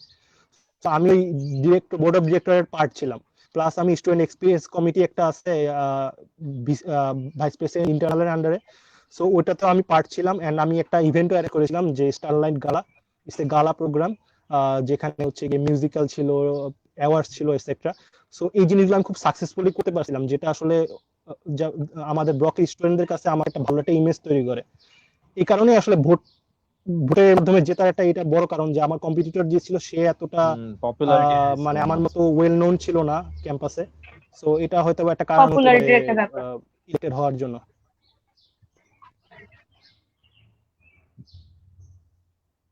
আসলে কোন একটা কাজ যদি ভালো করে করা যায় তাহলে কিন্তু মানুষের কাছে কিন্তু ইজিলি রিচ করা যায়। এটা হয়তো ইফা ভালো জানবা যে দেখা আমাদের ব্যাচ, স্পেশালি আমরা যদি বলি আমাদের ব্যাচের কথা, দেখা যাচ্ছে আমাদের কোনো ইভেন্ট অর্গানাইজিং বা কোনো কিছু এই ক্ষেত্রে কিন্তু আমাদের ক্লাসে রেজা আর ইমরানের কথা আমরা সবসময় বলি। দেখা যাচ্ছে ওরা হ্যাঁ, সবসময় সেটা আসলে মানে সবার মধ্যে যে কারণ পপুলারিটিটা ওরা অর্জন অ্যাক্টিভ করেছে, থাকে, মানে অ্যাক্টিভ দেখা থাকার যাচ্ছে একটা একটা ব্যাপার কিছু আছে। হচ্ছে, হ্যাঁ এটা মানে স্ট্রং হ্যান্ডে এটা অর্গানাইজ করা এবং এটার জন্য ডেডিকেশন দিয়ে স্যাক্রিফাইস দিয়ে কাজ করা। তো এই ধরনের জিনিসগুলো থাকলে না সবাই কিন্তু অটোমেটিকলি কিন্তু যে কাউকে কিন্তু ওর কাছে গিয়ে বলতে হয় না যে আমাকে সাপোর্ট করেন বা আমাকে মানে আপনি হ্যাঁ, পছন্দ করেন, এরকম গুলা বলতে হয় না। অটোমেটিকলি কিন্তু যখন কেউ দেখে যে ট্রাস্টটা একজন হয়। মানুষ স্ট্রং হ্যান্ডে কেউ একটা কাজ করতেছে, এরকম কিছু অর্গানাইজ করতেছে, অটোমেটিক তার জন্য একটা রেসপেক্ট এবং তার জন্য একটা মানে একটা তার জন্য একটা ফিলিং চলে আসে সবার মধ্যে।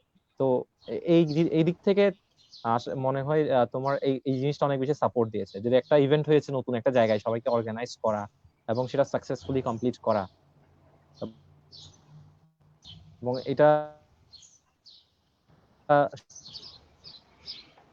সবাইকে অনেক মানে বেশি মিশতে ইমপ্রেস পারার যে করেছে। ব্যাপারটা, এটা সবার একটা সাথে বড় মিশতে একটা পারার। সুযোগ ছিল তোমার জন্য হ্যাঁ, ইভেন্টটা। হ্যাঁ। হ্যাঁ, সেটা অবশ্যই অবশ্যই। কারণ আমি মনে করি যে জীবনে তো কোনো মানে কাজই ফেলনা যায় না। আমি যখন জেনারেল মেম্বার হিসেবে কিছু ক্লাবে কাজ করেছি, এটা কিন্তু আমি এখন রিজিউমেতে লিখি না, কারণ এটা আমার কাছে কোনো গুরুত্ব নাই এখন, কারণ আমি এর চেয়ে বড় কিছু করছি। কারণ আমি দুইটা ক্লাবের ভাইস প্রেসিডেন্ট ছিলাম, এখনকার একটাতে আছি, আমি ইউনিভার্সিটি মরসাতেও আমি একটা ক্লাবের ভাইস প্রেসিডেন্ট ছিলাম। কিন্তু ওটা কিন্তু আমার স্টার্ট ছিল, ওই স্টার্টটা না করলে আমি এখানে আসতে পারতাম না। ওই ওই ক্লাবগুলোতে আমি মেম্বার হিসেবে কাজ করার কারণে বিভিন্ন ডিপার্টমেন্টে আমি জাস্ট ভলান্টারি বড়দের বিভিন্ন নির্দেশ পালন করার কারণে আমি কিন্তু জানছি কিভাবে ওরা লিডারশিপটা দেয়, এন্ড আমি ওইটা ইউজ করছি। এখন কথা হচ্ছে কোন এক্সপিরিয়েন্সই ফেলনা যায় না। সো আমি মনে করি যে ছোটখাটো বড় কোনটা এক্সপিরিয়েন্স কেমন এটা জাজ না করে যেটাই আসে সেটাই লুফে নেওয়া উচিত। মানে যে কোনো অপরচুনিটি আসলেই লুফে নেওয়া উচিত, কারণ এটা এক সময় না এক সময় ডিরেক্টলি হোক ইনডাইরেক্টলি হোক কোন একটা হেল্প করবেই ইন ফিউচার। অ্যাটলিস্ট এটা আমি বলতে পারি যে আমি অনেক ইন্ট্রোভার্ট এটা ছিলাম, আমি কমিউনিকেশন ভালো ছিলাম না, এই যে ছোট ছোট কাজগুলো করার কারণে আমার মধ্যে কনফিডেন্সটা গ্রো করছে, এন্ড আমি মোর কনফিডেন্টলি কথা বলতে পারি। সো আমার মনে হয় এটাই যে সবার যেটাই অপরচুনিটি পায় সেটা নিয়ে চেষ্টা করা উচিত, সেটা ছোট হোক বড় হোক, ডাজন্ট ম্যাটার। এটা আসলে এইটার সম্বন্ধে একটা রিলেটেড এক্সপেরিয়েন্স শেয়ার করি। সেটা হচ্ছে আমি যখন ইউনিভার্সিটিতে ফার্স্ট ইয়ারে ভর্তি হই, ইফা হয়তো বলতে পারবা, তুমি হয়তো কিন্তু আমাকে আমাকে শুধু তুমি না, কেউ হয়তো তেমন একটা কিন্তু চিন্তা কিন্তু সবার কিন্তু খুব একটা বেশি ইন্টারেকশন হতো না। ইফার এক্ষেত্রে তুমি তোমার একটু মানে ইন্ট্রোভার্ট ক্যাটাগরি পারসেপশন কি ছিলাম। সেটা বলো, তারপর আমি অ্যাড করতেছি। না, অ্যাকচুয়ালি ফার্স্ট ইয়ারটা আমারও ভাবেই ফার্স্ট ইয়ারে কেটেছে। আমি আমি নিজেও যখন ছিলাম খুব তখন অ্যাডজাস্ট আমার হতে। সম্পর্কে তোমাদের ধারণা কেমন ছিল? আমি আমারটা বলি, আমার নিজেরও ঠিক ওভাবেই কেটেছে, কারণ আমি নিজেও ইন্ট্রোভার্ট ছিলাম, এখনো আছি মনে হয় কিছুটা। আমি এমন আমার খুব ভীতি কাজ করতো, আমি ইভেন ক্লাসে পর্যন্ত অ্যাটেন্ড করতে চাইতাম না, যে সবার সাথে কিভাবে মিশবো বা সবাই আমাকে কিভাবে নিবে। এই ব্যাপারগুলো যে এগুলো কিন্তু আমাদের স্টুডেন্টসদের মধ্যে থাকে, বিশেষ করে যারা কলেজ লাইফটা পার করে, স্কুল লাইফটা পার করে, তাদের মধ্যে অ্যাংজাইটিটা, নতুন মানুষের সাথে মেশার, নতুন প্লেসে গিয়ে অ্যাডজাস্ট করার। তো অনেকে ডিপ্রেসড হয়ে যায়, এবং আরিফও সে ক্যাটাগরিরই ছিলাম, আমার যতটুকু মনে পড়ে, একটু ইন্ট্রোভার্ট ছিলাম।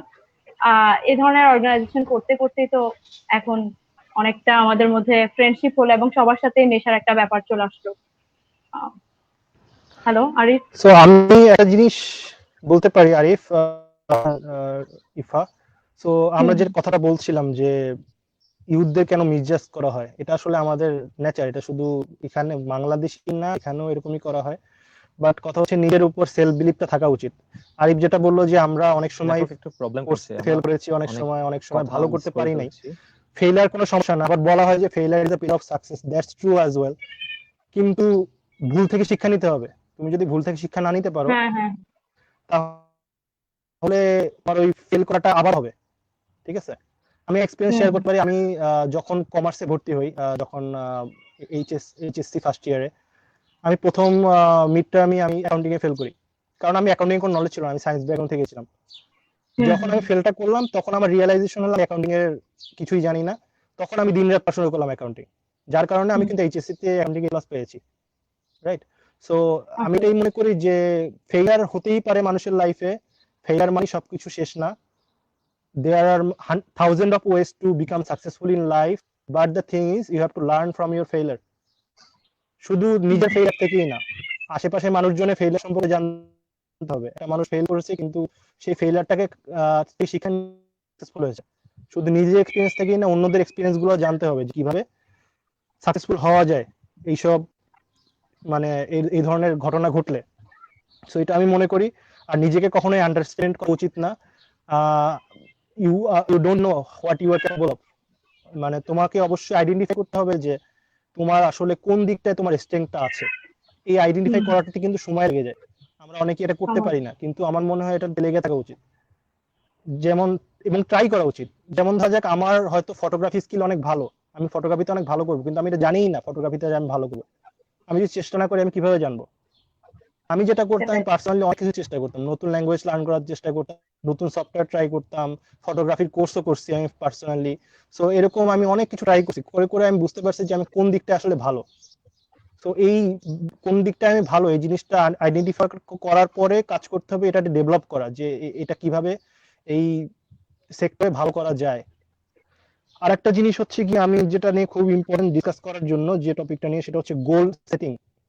যে আমাদের এই যে আমরা আমাদের তো নানানভাবে মানুষজন আন্ডারস্টিমেট করে, এবং আমাদের তো একটা কালচারই আছে, আন্টি কালচার বলি আমরা যেটাকে, যে আমাদের আন্টিরা বলে অমুক ছেলে, আমার ছেলে তো এত ভালো করেছে, তোমার ছেলে কি করছে, আম্মা কাছে বিচার দেয়। এই কম্পারিজনের জিনিসটা আমাদের দেশে খুবই প্রবল। সো এগুলোকে গুরুত্ব না দেওয়াই ভালো। এটা আজকে বিষয় হবে। তার ছেলে হয়তো বুয়েটে চান্স পেয়েছে, তার মানে সে লাইফে যে সাকসেসফুল হবে এমনও না। আমি একটা জিনিস বলতে পারি, আমার স্কুল লাইফে আমার ক্লাসে যা ফার্স্ট সেকেন্ড ছিল, ওদের সাথে আমি এখন ফেসবুকে কানেক্টেড, আমি দেখি অনেককেই যে ওরা পজিশনে আছে, আমি কোথায় আছি। আমি যেটা ছিলাম, একটা জিনিস বলতে পারি যে ফর এক্সাম্পল মানে if there is a saying that if life give you lemons you should make a lemonade. তোমাকে যদি তোমার লাইফ তোমাকে লেবু দেয়, তোমাকে লেবু থেকে লেবুর রস বানাতে হবে, প্রেজেন্টেবল করতে হবে। রাইট, সো তোমাকে যাই দিক এটা তুমি ফিডব্যাক হিসাবে নাও, এন্ড ওই ফিডব্যাকটা নিয়ে তারপর ওইটাকে ইমপ্রুভ করার চেষ্টা করো। কেউ জন্ম থেকে সব শিখে আসে না। আমি যে এখন কথা বলতেছি, আমি জন্ম থেকে শিখি নাই, আমি আস্তে আস্তে করে নিজেকে ডেভেলপ করছি। এটা একদিনে হয় না, এটাতে লেগে থাকতে হবে, ট্রাই করতে হবে। প্রেজেন্টেশন স্কিল বাড়ানোর জন্য অনেক প্র্যাকটিস দরকার। আমি যখন ক্লাসে প্রথম প্রেজেন্টেশন দিতাম আমার হাত পা কাঁপতো, কিন্তু আস্তে আস্তে আমি বুঝতে পারলাম যে প্রেজেন্টেশন ভালো করার উপায় এটা না যে আমি যেই কথা বলা শুরু করবো, এটা কখনো পসিবল না। আমাকে আগে থেকে প্ল্যান করতে হবে, আমি প্রেজেন্টেশনে কি কি বলবো, কোনটার পর কি বলবো, কিওয়ার্ড গুলো মাথার মধ্যে রাখতে হবে। যদি আমার সাব টপিক গুলো মাথার মধ্যে না থাকে, আমি বলতে পারবো না যে কি কি বলতে হবে, আমাকে মাঝখানে আটকে যাবো। সেই আটকে যাওয়াটা যেন না হয়, এই জন্য আমাকে অনেক প্র্যাকটিস করতে হবে, নিজে নিজে অ্যাটলিস্ট একবার দুইবার রিহার্সাল করতে হবে আমার প্রেজেন্টেশনের আগে। সো এই জিনিসগুলো বুঝতে হবে যে কিভাবে কোন জিনিসটা কাজ করে। সো এটা একটা ইম্পর্টেন্ট জিনিস। আর গোল সেটিং এর যে কথাটা বলতেছিলাম, যে আমাদের লাইফে গোল সেট করা দরকার, গোলস, এবং আমি মনে করি সবসময় একটা ব্যাকআপ প্ল্যানও থাকা দরকার। আমি লাইফে একজন ডাক্তার হতে চাই ফর এক্সাম্পল, কিন্তু এমনও তো হতে পারে আমার কোনো কারণে ডাক্তারি পড়াটা হলো না, তখন আমি কি করব, সেই প্ল্যানটাও কিন্তু সেট করে রাখতে হবে। যদি বাই চান্স আমি সাকসেসফুল না হই আমার ফিল্ডে, তাহলে আমি কি করব। ফর এক্সাম্পল আমার জন্য আমি যেটা চিন্তা করি যে আমার যেমন এখন গোল হচ্ছে আমি এখন এমবিএটা কমপ্লিট করে একটা ভালো একটা জবে ঢোকা। হয়তো এমন হতে পারে আমাকে দেশে ব্যাক করতে হতে পারে। দেশে যদি ব্যাক করি তাহলে আমি দেশে কি করব সেটাও আমাকে এখন প্ল্যান করে রাখতে হবে। আমি ব্যবসা করব, নাকি আমি ইউনিভার্সিটিতে লেকচারার হিসেবে জয়েন করব, নাকি অন্য কিছু করব, প্রত্যেকটা plan A plan B plan C সবসময় রাখতে হবে। তাহলে যেটা হবে যে তুমি যখন ফেল হবা তখন তুমি হতাশ হবা, বিতে চলে যাবা, এন্ড ওই at the same time plan এর জন্য কাজ করতে থাকবা। মানে প্ল্যান বি তে এখন আসি, কিন্তু প্ল্যান এটা যেহেতু ফেল হলো, এখন ট্রাই করতে হবে যে ওই ফেলটা কেন হলো, আমি এখন আবার প্ল্যান এতে যাইতে পারি কিনা। এই ট্রাইংটা সবসময় করতে হবে। আর সবসময় মনে রাখতে হবে যে স্কাই ইজ দ্য লিমিট। মানে আমরা এমন না যে আমি হচ্ছে গিয়ে দেশ সেরা ইঞ্জিনিয়ার হতে চাই, কম্পিউটার ইঞ্জিনিয়ার হতে চাই, তার মানে এই না যে এটা হতে পারবো না, বা এটা এমনও হতে পারে আমি যদি টার্গেটটা রাখি হয়তো আমি এটা কাছাকাছি যাব, আমার যে টার্গেটটা হয়তো আমি অ্যাচিভ করতে পারবো না, এটা কাছাকাছি যাব। এবং তাই বলে আমি আমার টার্গেটটা একদম লো রাখতে পারি না, আমার টার্গেটটা সবসময় রাখতে হবে এত, মানে এমন রাখতে হবে যেটা অ্যাকচুয়ালি কাছাকাছি সম্ভব যাওয়া যায়। সো এটা খুবই ইম্পর্টেন্ট গোল সেট করার ক্ষেত্রে। আর খুব ইম্পর্টেন্ট, আমরা যারা ইউনিভার্সিটি বিজনেস পড়েছি আমরা জানি না যে সবাই পড়ছে কিনা, সোট অ্যানালাইসিস বলতে একটা জিনিস আছে, strength, weakness, opportunity and threats. So এটা আইডেন্টিফাই করতে হবে যে আমার স্ট্রেংথ কোন কোন জায়গায়, আমার উইকনেস কোন কোন জায়গায়, আমি কি পারি কি পারি না, এগুলো আইডেন্টিফাই করার পরে উইকনেস নিয়ে কাজ করতে হবে, কিভাবে আমি উইকনেস গুলাকে স্ট্রেংথে পরিণত করতে পারি, আর যেগুলো অলরেডি স্ট্রেংথ আছে এগুলো কিভাবে কাজে লাগাতে পারি, আমার কোন কোন থ্রেট আছে, আমি কোন কোন ভাবে ফেইলার হতে পারি, এগুলো সব আগের থেকে মাথায় মধ্যে ঢুকে রাখতে হবে। সো এটা খুবই ইম্পর্টেন্ট। আর এই যে কাজ করার মাধ্যমে কিন্তু আমরা ক্যাপাসিটিটা ইনক্রিজ করতে পারি। Another suggestion I can give that, মানে নিজের মোটিভেশনের জন্য মাঝে মাঝে কিছু জিনিস করা দরকার, যেগুলো আমি বলছি ডিস্ট্রাকশন অ্যাভয়েড করার জন্য কি কি করা যায়। এমন একটা জিনিস আমি সাজেস্ট করতে পারি যে আমি পারবো, আই ক্যান ডু ইট, এরকম কিছু একটা লিখে তোমার দেয়ালে লাগাই রাখো, এন্ড তোমার গোলগুলো তার নিচে লিখে রাখো। প্রতিদিন যখন তুমি পড়তে বসবা বা ল্যাপটপে বসবা বা কোনো একটা কাজ করতে যাবা তোমার স্টাডি টেবিলে, তুমি ওই লেখাটা যখন তোমার চোখে পড়বে তোমার মনে হবে যে আসলে আমার একটা টার্গেট আছে, এই টার্গেটটা আমাকে অ্যাচিভ করতে হবে, এখন আমি মুভি দেখা বাদ দিয়ে আমি এটাতে ফোকাস করি। সো এভাবে এভাবে করে গোল সেট করাটা আমি মনে করি খুবই important and helpful, because goal set না করলে লাইফে সাকসেসফুল হওয়া যায় না। এন্ড আরেকটা জিনিস যেটা বললাম সামারাইজ করার জন্য আবার বলি যে মানে 2-3টা করে ব্যাকআপ প্ল্যান সাথে রাখা উচিত। খুব good point, backup plan actually. Arif আছো তুমি?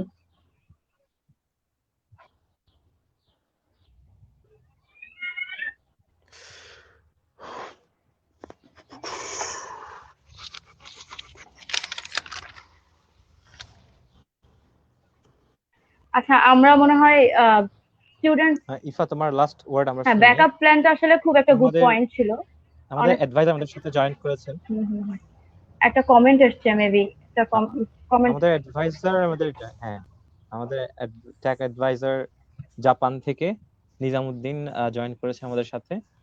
Very informative discussion. Thank you Nizam. সে আমার কলেজ ফ্রেন্ড এবং তার সাথে আমাদের থার্ড সেশনটা ছিল ইউথ ক্যাপাসিটি বিল্ডিং নিয়ে। তো ওইখানে এই ধরনের সেলফ এস্টিম এবং হচ্ছে নিজের সম্পর্কে ধারণা, স্কুল কলেজে আমাদের টিচাররা আমাদের সম্পর্কে যে ধারণা, প্যারেন্টিং মেথড, এগুলো নিয়ে আমরা ডিসকাস করেছিলাম ওই সেশনে। তো আমরা ওই টপিকের বাকি পার্ট গুলো ডিসকাস করার জন্য আমরা রেখে দিয়েছিলাম।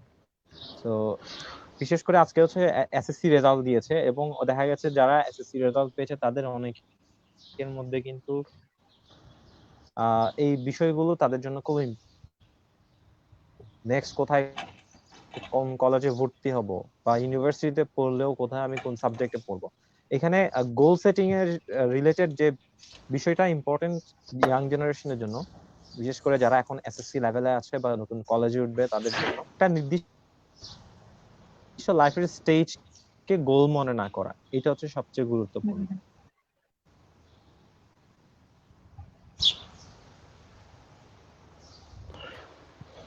মানে গোল মনে না করা বলতে দেখা যাচ্ছে যে আমি কলেজে পড়বো, ভালো কলেজে পড়বো, লাইফের গোল হবে ভালো ইউনিভার্সিটিতে পড়বো, ভালো সাবজেক্টে পড়বো, এগুলা গোলে কিন্তু সমস্যা, এগুলো কিন্তু মিনস, গোলস না। তো কোনটা গোল আর কোনটা আমার গোল, এটা অর্জনের জন্য একটা মিনস।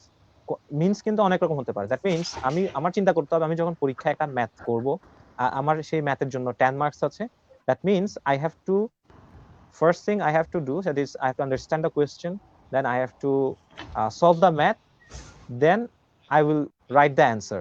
এটা হচ্ছে প্রসিডিউর। এখন আমি ম্যাথটা কিভাবে সলভ করব, everyone has their different solutions. দেখা গেছে পিথাগোরাসের যে উপপাদ্য আমরা পড়েছি, এই পিথাগোরাসের উপপাদ্য কিন্তু অনেক জটিল করেও প্রমাণ করার ওয়ে ছিল, অনেক সহজ করে বিকল্প পদ্ধতিতে অনেকগুলো পদ্ধতি কিন্তু পরবর্তীতে আমরা দেখেছি। তো আমার লাইফের আমি আমার গোলটা অ্যাচিভ করব কিভাবে করব, এটা আমি যেন নির্দিষ্ট একটা স্কুল কলেজে পড়ার মাধ্যমে, একটা সাবজেক্টে পড়ার মাধ্যমে সেটার মধ্যে আটকে না ফেলি। এটা করলে আমাদের লাইফে ডিপ্রেশন বা সমস্যাগুলো তৈরি হয়।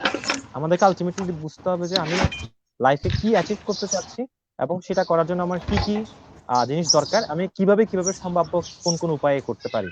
কি কি প্রফেশন বা কি কি সাবজেক্টে পড়লে আমার এটা আমি অ্যাচিভ করার একটা পসিবিলিটি আছে, সেগুলো আমাদেরকে অ্যাকসেপ্ট করতে হবে। মানে একটা জিনিসে ফিক্স করে ফেলা যে আমি এটা করতে পারলে সাকসেসফুল, না পারলে সাকসেসফুল না। আমি মনে করি যে কোনো মানুষই আনসাকসেসফুল না। এভরিওয়ান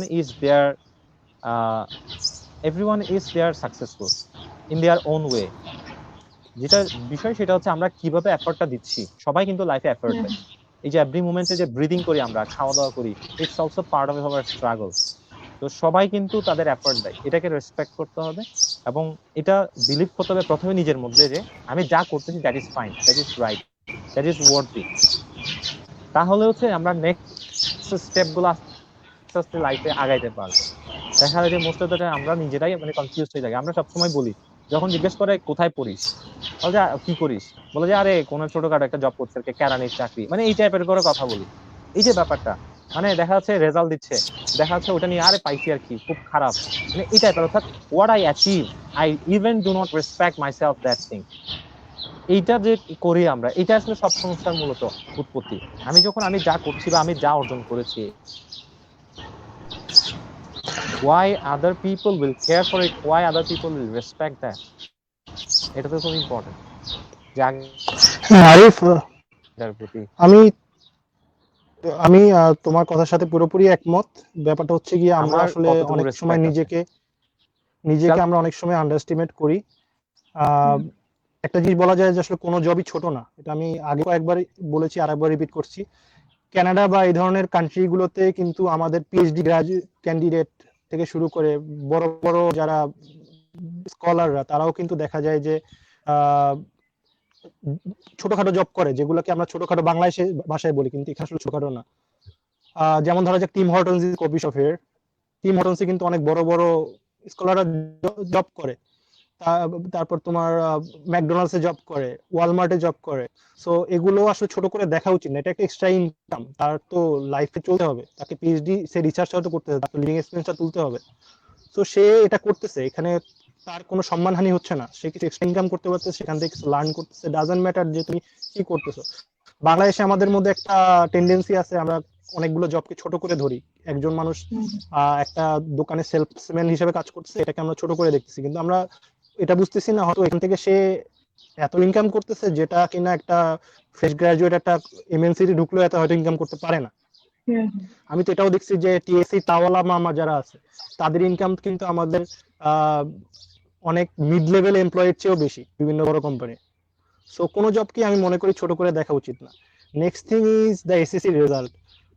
আমি দেখি অনেক স্টুডেন্ট, এরকম খবর অনেক সময় শুনেছি যে রেজাল্ট পাওয়ার পর আত্মহত্যা করে, বা দেখা যায় যে খারাপ কিছু করে বসে, আবার দেখা যায় যে সে পড়াশোনা ছেড়ে দেয়।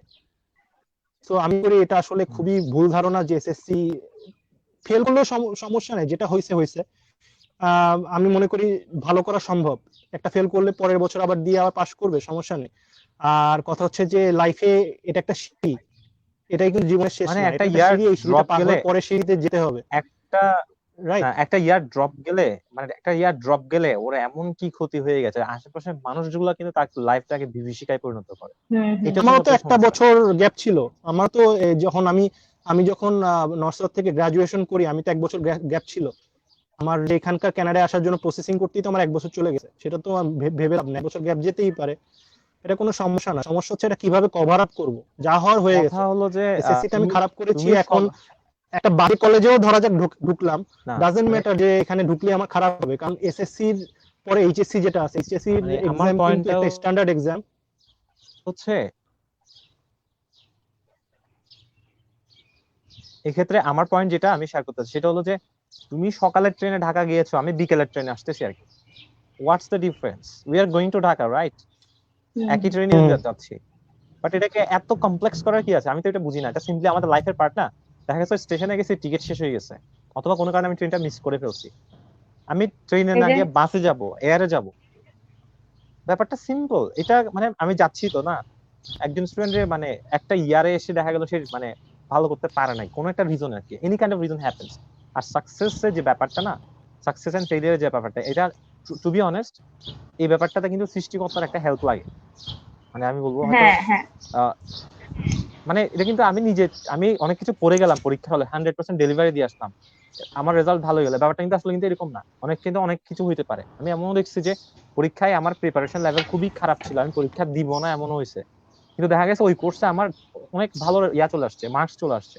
কেন? আমি কনসেন্ট্রেশন ধরে রাখতে পারছি, জাস্ট আমার যা ডেলিভারি দেওয়া দরকার ছিল সেটা দিছি, এবং কোয়েশ্চেনটা ভালো করে বুঝে আমার মাথাটা খাটানোর মতো ওরকম আমার অবস্থা ছিল। আবার অনেকেই দেখা গেছে প্রিপারেশন অনেক ভালো নিয়ে এসে উল্টাপাল্টা অ্যান্সার করে দিয়ে আসছে।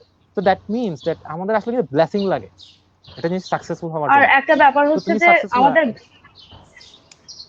আমাদের গার্ডিয়ানদেরকেও কিন্তু সহানুভূতিশীল হতে হবে, মানে তার চাইল্ডের প্রতি।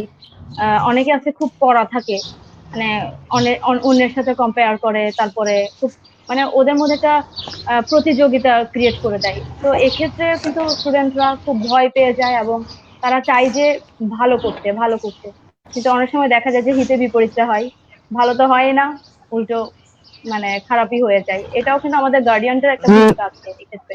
এটা আমি কমপ্লিটলি একমত। আমার প্যারেন্টস আমার প্রতি অনেক সাপোর্ট ছিল বলে আমি এই পর্যন্ত আসতে পারছি। সো এটা হুম খুবই হুম ইম্পর্টেন্ট যে প্যারেন্টসের সাপোর্টটা, তুমি এবার খারাপ করছো, সামনের বার হয়তো খারাপ হবে না, এটা ভালো করার জন্য কি কি করা যায় আমি তোকে হেল্প করবো, এই গাইডেন্সটা যদি প্যারেন্টস থেকে পাই এটা কিন্তু অনেক ভালো একটা মোটিভেশন বুস্ট করে। আর এসএসসি খারাপ হলে যে খারাপ হবে এমন না। এসএসসি খারাপ হয়ে অনেকে অনেক ছোটখাটো মানে কলেজে ভর্তি হয়ে দেখা গেছে এইচএসসি ভালো করেছে, কারণ এইচএসসি তো বোর্ড এক্সাম, এটা সবাই তো সেম হুম কোশ্চেনই পাবে। তোমার হয়তো স্কুল কলেজ তোমাকে অতটা সাপোর্ট দিচ্ছে না পড়ার জন্য, তুমি বাসায় বসে নিজে নিজে পড়াশোনা করো ভালো করে, তারপর এইচএসসিটা দাও, ভালো একটা রেজাল্ট করো, তাহলে তো তোমার এসএসসির সমস্যাটা থাকতেছে না। আর একটা মজার ব্যাপার হচ্ছে কানাডায় আসার পর আমি এসএসসি এইচএসসি রেজাল্ট আমি আমার সিভিতে শো করতে পারি না, কারণ এখানে ভাই হয়ে হচ্ছে গিয়ে আন্ডার গ্রাজুয়েট লেভেল থেকে। সো আমি এসএসসি এইচএসসি যে হুম জিপিএ 5 পেয়েছি এটা কি কেউ কেয়ার করে না। আমার ইউনিভার্সিটি আমি কি রেজাল্ট করেছি, আমি নর্থ সাউথ ইউনিভার্সিটিতে, এন্ড আমি এখানে কি রেজাল্ট করতেছি এটাই ম্যাটার করে। সো হুম, হ্যাঁ আলটিমেটলি হ্যাঁ। তোমার এসএসসি এইচএসসি আসলে হেল্প করবে তোমাকে একটা ভালো ইউনিভার্সিটিতে ভর্তি হতে, আর তোমার শেকড়টা মানে তোমার মানে বেসটা বিল্ড আপ করতে। কিন্তু তুমি যখন একবার ইউনিভার্সিটিতে ঢুকে যাবা তখন তুমি এই আগের রেজাল্ট গুলো কোনো ম্যাটার করবে না। সো আমি মনে করি যে মুখস্থ করার চেয়ে শেখাটাকে ইম্পর্টেন্স দেওয়া উচিত, বেসটা হুম যেন হুম ভালোভাবে গড়ে ওঠে, যাতে ইউনিভার্সিটিতে লাইফে গিয়ে ভালো রেজাল্ট করতে পারে, ভালো পারফর্ম করতে পারে। এই জন্য এসএসসি এইচএসসি ভালো হওয়া দরকার। তার মানে এই না যে সবাইকে জিপিএ 5 দিতে হবে। তুমি যদি একটা ফাইভই কোর্সের পেতে হবে। জন্য জিপিএ 5 মিস করো তাতে হতাশ হওয়ার আসলে কিছুই নাই। আর যদি ফেলও করো তোমার অবশ্যই সম্ভাবনা আছে রিকভার করার, এবং তোমার কাজ করতে হবে তুমি ওই সাবজেক্টে কেন ফেল করছো, ওই সাবজেক্টে বেসিকটা ঠিক করার।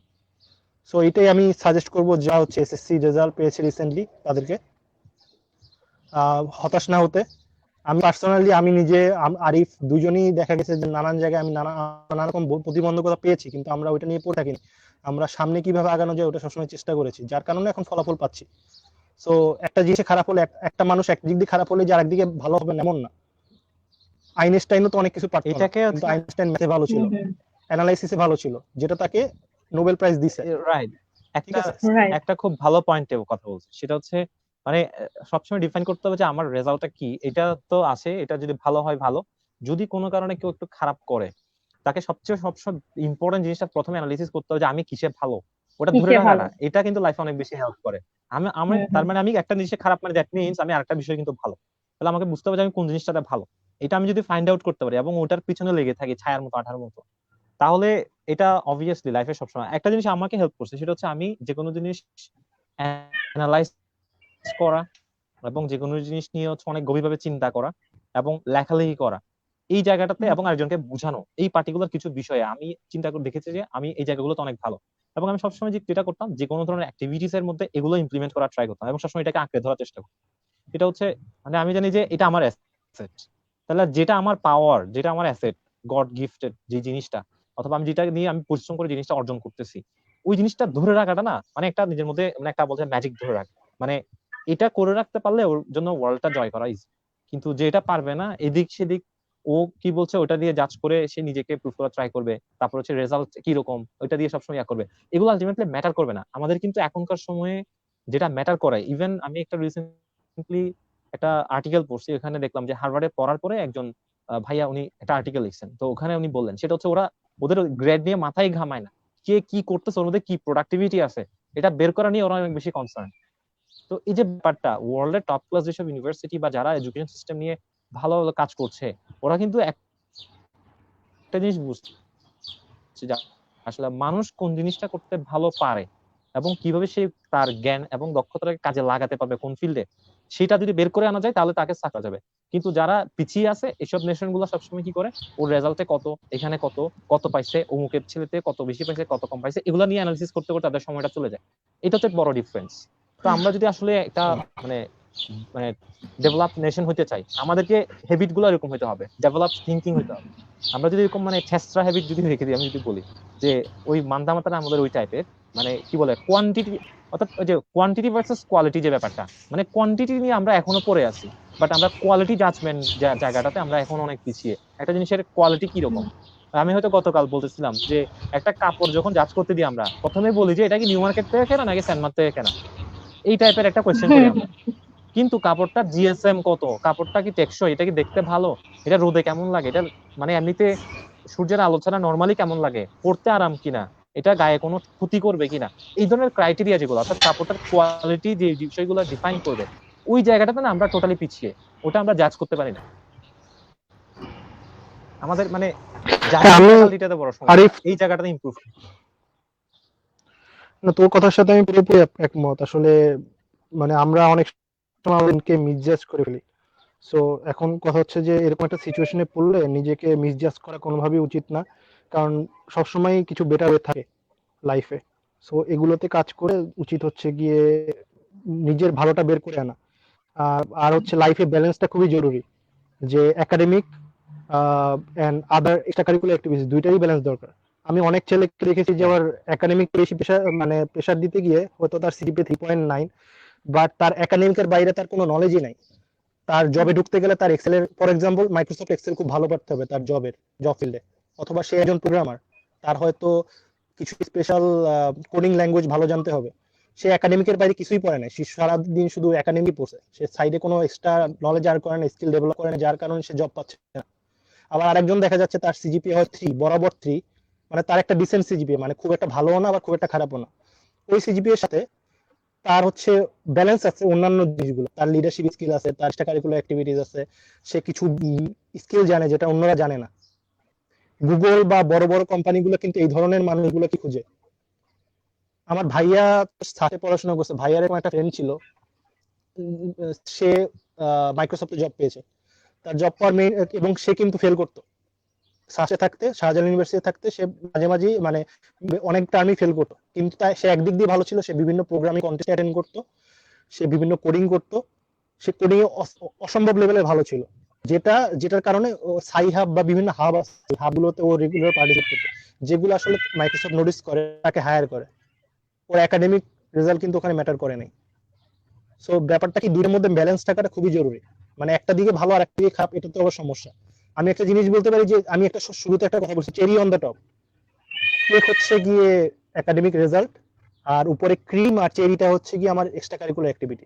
এমন যদি হয় আমার উপরে চেরি আর ক্রিম আর চেরি আছে, কিন্তু ভেতরে কেকটা হচ্ছে পচা, তাহলে যেটা হবে, যখন মানুষটা কিনে নিয়ে যাবে বাসায়, যখন কেকটা খাবে তখন দেখবে যে আসলে এটা ভালো না, নেক্সট টাইম সে আর ওটা কিনবে না। তাহলে জাস্ট কি দাঁড়াচ্ছে, তোমার যদি একাডেমিক ভালো না হয়, তোমার যদি শুধু এক্সট্রা কারিকুলার অ্যাক্টিভিটি থাকে, এটা দিয়ে তুমি কিছু করতে পারবে না, তোমার একাডেমিকও কিন্তু ভালো করতে হবে। দুইটার মধ্যে ব্যালেন্স করাটা খুবই ইম্পর্টেন্ট, তোমাকে দুই দিকে ব্যালেন্স করতে হবে। সো এটাই আমার বক্তব্য এই দিক দিয়ে। আর আমরা লাস্টলি একটা ডিসকাশন করতে পারি অ্যাংজাইটি ডিপ্রেশন নিয়ে, এটা ডিসকাশন করতে পারি। আরিফ কি বলো? আমরা লাস্ট পার্ট হচ্ছে study and job opportunities in Canada, এটা নিয়ে আমরা একটু কথা বলতে চাচ্ছি। তো ওকে, হ্যালো। হ্যাঁ, শিওর, বল। আমরা অ্যাকচুয়ালি জানতে চাচ্ছিলাম যে আসলে এমবিশন এবং সাবজেক্ট চয়েস এই বিষয়টা অনেকটা এখানে চলে এসেছে।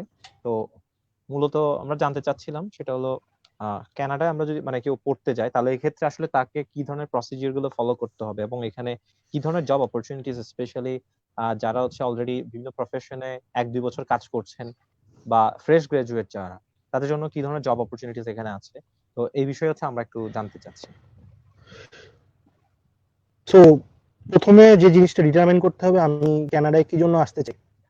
কেউ যদি চায় যে সেখানে সে পিআর পাবে, এটা যদি তার টার্গেট থাকে, তাহলে আমি সাজেস্ট করব যে কোনো মাস্টার্স লেভেলে পড়াশোনা বা অন্য কিছুর জন্য একাডেমিক লাইনে আসার জন্য ট্রাই করা উচিত।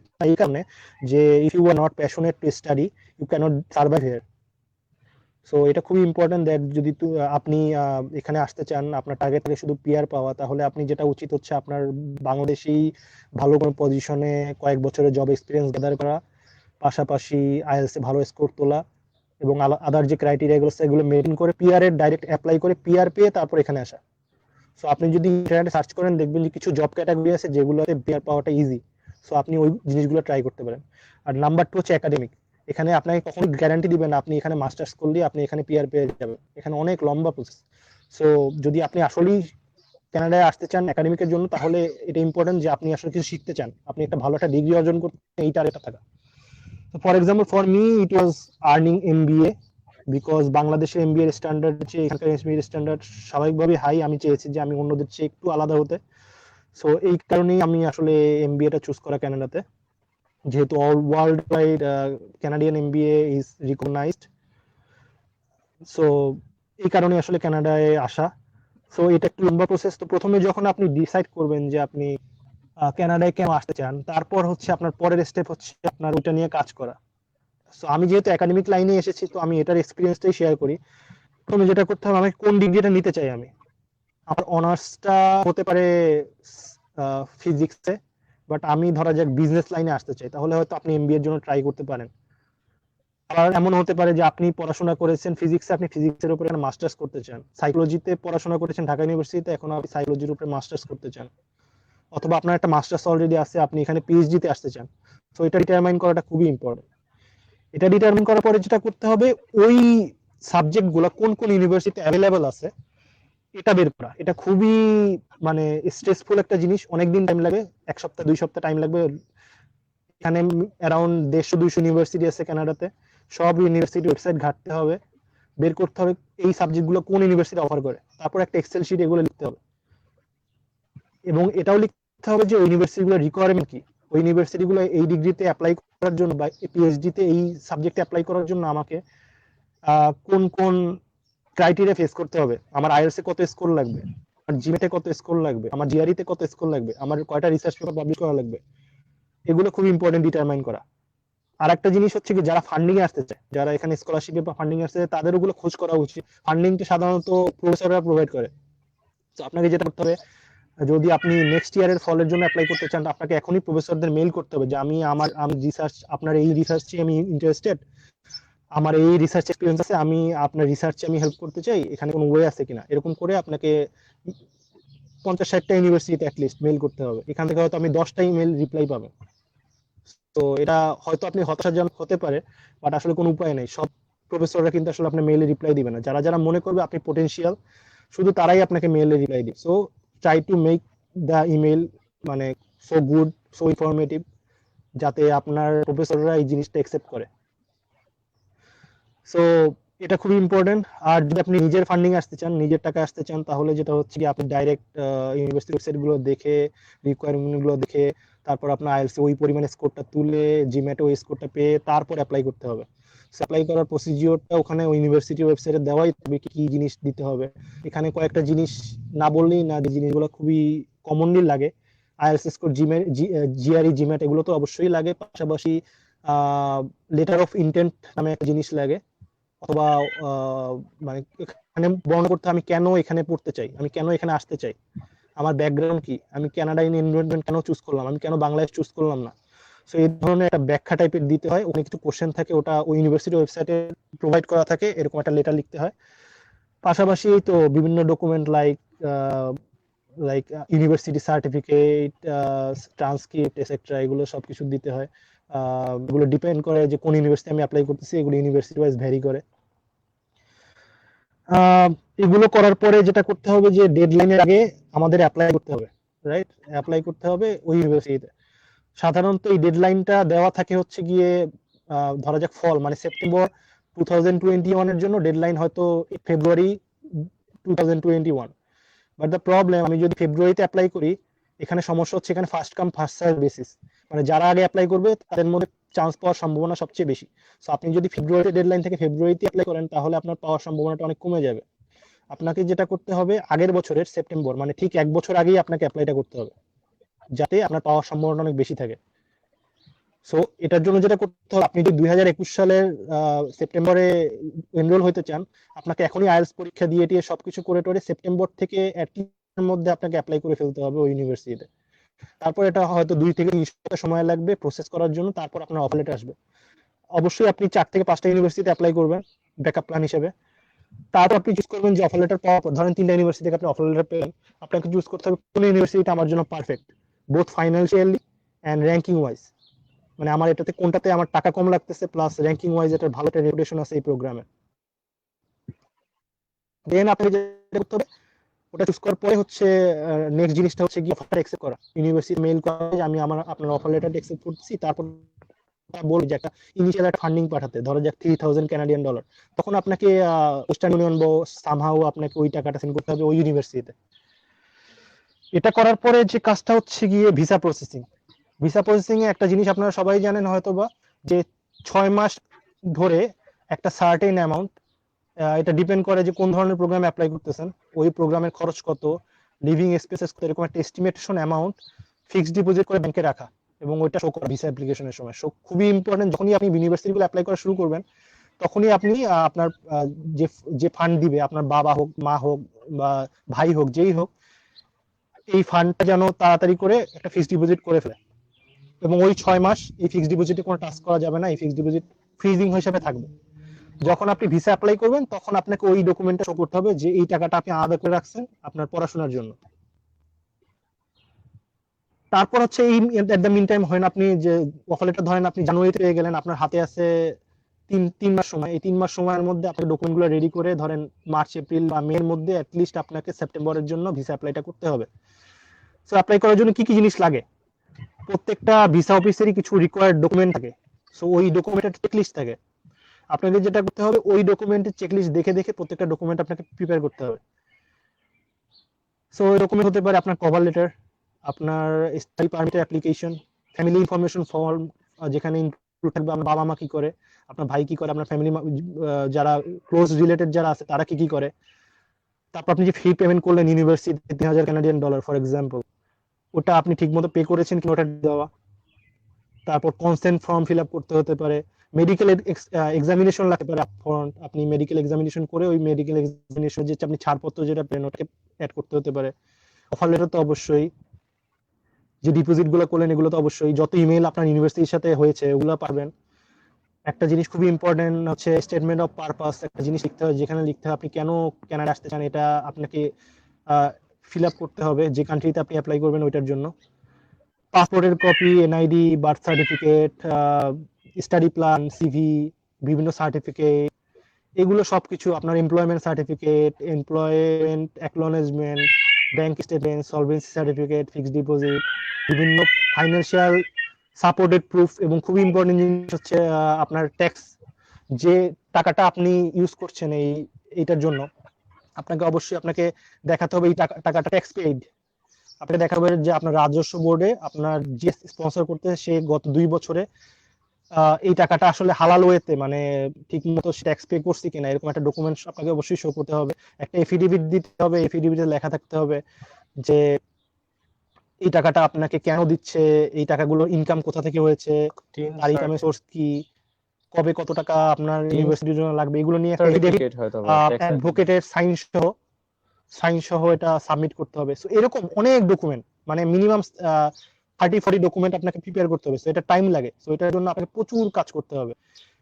তবে এই ডকুমেন্টগুলো আমি যা বলছি, আপনার যদি যথেষ্ট ক্যাপাসিটি থাকে, আমার মনে হয় নিজে নিজে করাটাই ভালো, এজেন্সির কাছে না যাওয়াই ভালো। কারণ এজেন্সি আসলে আপনাকে শুধু শুধু আপনার 3 থেকে 4 লাখ টাকা বা একটা বড় সার্টেন অ্যামাউন্ট নষ্ট করবে। আলটিমেটলি তারা যেটা করবে যে আমি যে জিনিসগুলো আপনাকে বললাম এই জিনিসগুলোই করতে বলবে, আলটিমেটলি ডকুমেন্টগুলো আপনাকে নিজেরকেই বানাতে হবে, মাঝখান থেকে সে কয়েক লাখ টাকা ইনকাম করে, যেটা আসলে আপনার জন্য ফিজিবল না। এই টাকাটা দিয়ে আপনি অন্ততপক্ষে কয়েক মাসের লিভিং এক্সপেন্সেস বিয়ার করতে পারতেন। সো আমি বলবো যে এজেন্সির কাছে না যেয়ে বিভিন্ন অনলাইনে বিভিন্ন ফোরাম চেক করা, কি কি লাগবে এটা জানা, এবং নিজে নিজেই 1 বছর থেকে 1.5 বছর সময় লাগিয়ে নিজে নিজে ইউনিভার্সিটি অ্যাপ্লাই থেকে শুরু করে সবকিছু নিজে নিজে করা, তাহলে আপনি কনফিডেন্টলি এখানে আসতে পারবেন। আরেকটা জিনিস না বললেই না, যে আইএলটিএস স্কোরের ব্যাপারে যে জিনিসটা অনেকে মনে করে যে আমি একটা বাজে 5.5 আইএলটিএস স্কোর আছে, অথবা আমার আইএলটিএস স্কোরই নাই, আমি এটা ছাড়াই আমি ইউনিভার্সিটিতে অ্যাপ্লাই করব এবং পাবো। ঠিক আছে আপনি হয়তো পাবেন, এখানে আসতেও পারবেন, তারপর আপনাকে 3 থেকে 4 লাখ টাকা খরচ করে এখানে আপনাকে এক সেমিস্টারে একটা প্রোগ্রাম করতে হবে, যে প্রোগ্রামটা ইংলিশ শেখাবে, যেগুলো আসলে এই আইএলটিএস এর জন্য পড়া লাগতো ওইগুলোই শেখাবে। সো আলটিমেটলি আপনার সময় টাকা দুটোই নষ্ট হলো। এটা না করে আমার সাজেশন হচ্ছে বাংলাদেশ থেকেই আইএলটিএস দিয়ে আসা। সো আপনি যদি আইএলটিএসটা বাংলাদেশ থেকে দিয়ে আসেন একটু কষ্ট করে, তাহলে আপনি অনেক টাকাও বাঁচাতে পারবেন, অনেক সময়ও বাঁচাতে পারবেন, এবং আপনার ভয় থাকবে না যে এখানে ইএসএল প্রোগ্রাম যেটা এক সেমিস্টার, এটা যদি আপনি ফেল করেন আপনাকে কিন্তু দেশে পাঠিয়ে দিবে। সো এই রিস্কটা থাকার চেয়ে আপনার, আমার মনে হয় আপনি যদি বাংলাদেশ থেকে আইএলটিএস এক্সামটা দিয়ে আসেন টেস্ট স্কোর দিয়ে, আমার মনে হয় এটা ভালো, এটা আপনাকে ভিসার জন্য হেল্প করে। তো এটুকুই। এখন এই রিলেটেড যদি কারো কোনো কোশ্চেন থাকে আমাকে করতে পারে, আমি অবশ্যই feel free to ask, and আমি অ্যানসার করবো জিনিসগুলো।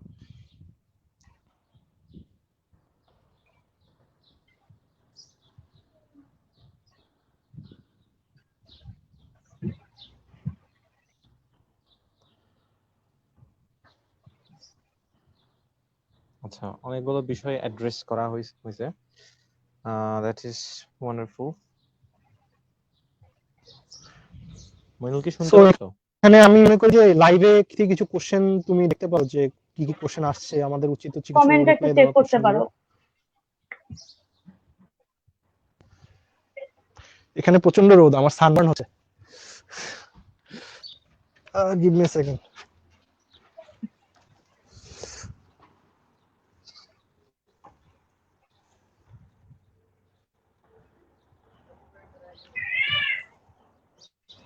অ্যাকচুয়ালি সানবার্ন হচ্ছে নাকি সানকিসড হচ্ছে, এটা তো আসলে না, এটা it's খুবই really কড়া hard রোদ, to আমার হাত অলরেডি কালো হয়ে গেছে, মানে differentiate. 1 ঘন্টার মধ্যে। তো এখানে রোদ খুব কড়া। এখানে একটা ওয়েদারে একটা প্রবলেম হচ্ছে গিয়ে এখানে হিউমিডিটি নাই, বাতাসে কোনো আর্দ্রতা নাই। তো এই কারণে দেখা যায় যে আমরা কিন্তু ঘামি না। কানাডাতে সবচেয়ে অদ্ভুত জিনিসটা হচ্ছে আপনি যতই গরমের মধ্যে কাজ করেন আপনি ঘামবেন না, বিকজ এটার কারণে যেটা হয় একটা অকওয়ার্ড আনকমফোর্টেবল ফিল হয়। সো সো এটার সাথে অ্যাডজাস্ট হওয়াটা আসলে অনেক বড় একটা চ্যালেঞ্জ। মানে এখানে রোদের তীব্রতাটা So অনেক we have বেশি। a comment here.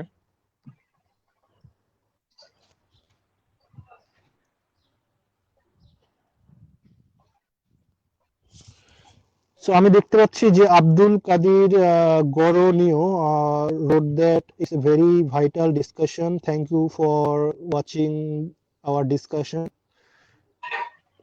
Can we go to the next question or comment?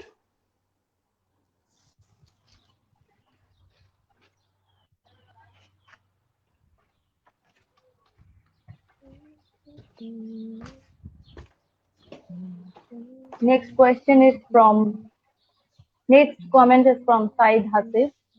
What about the current situation over there amid pandemic?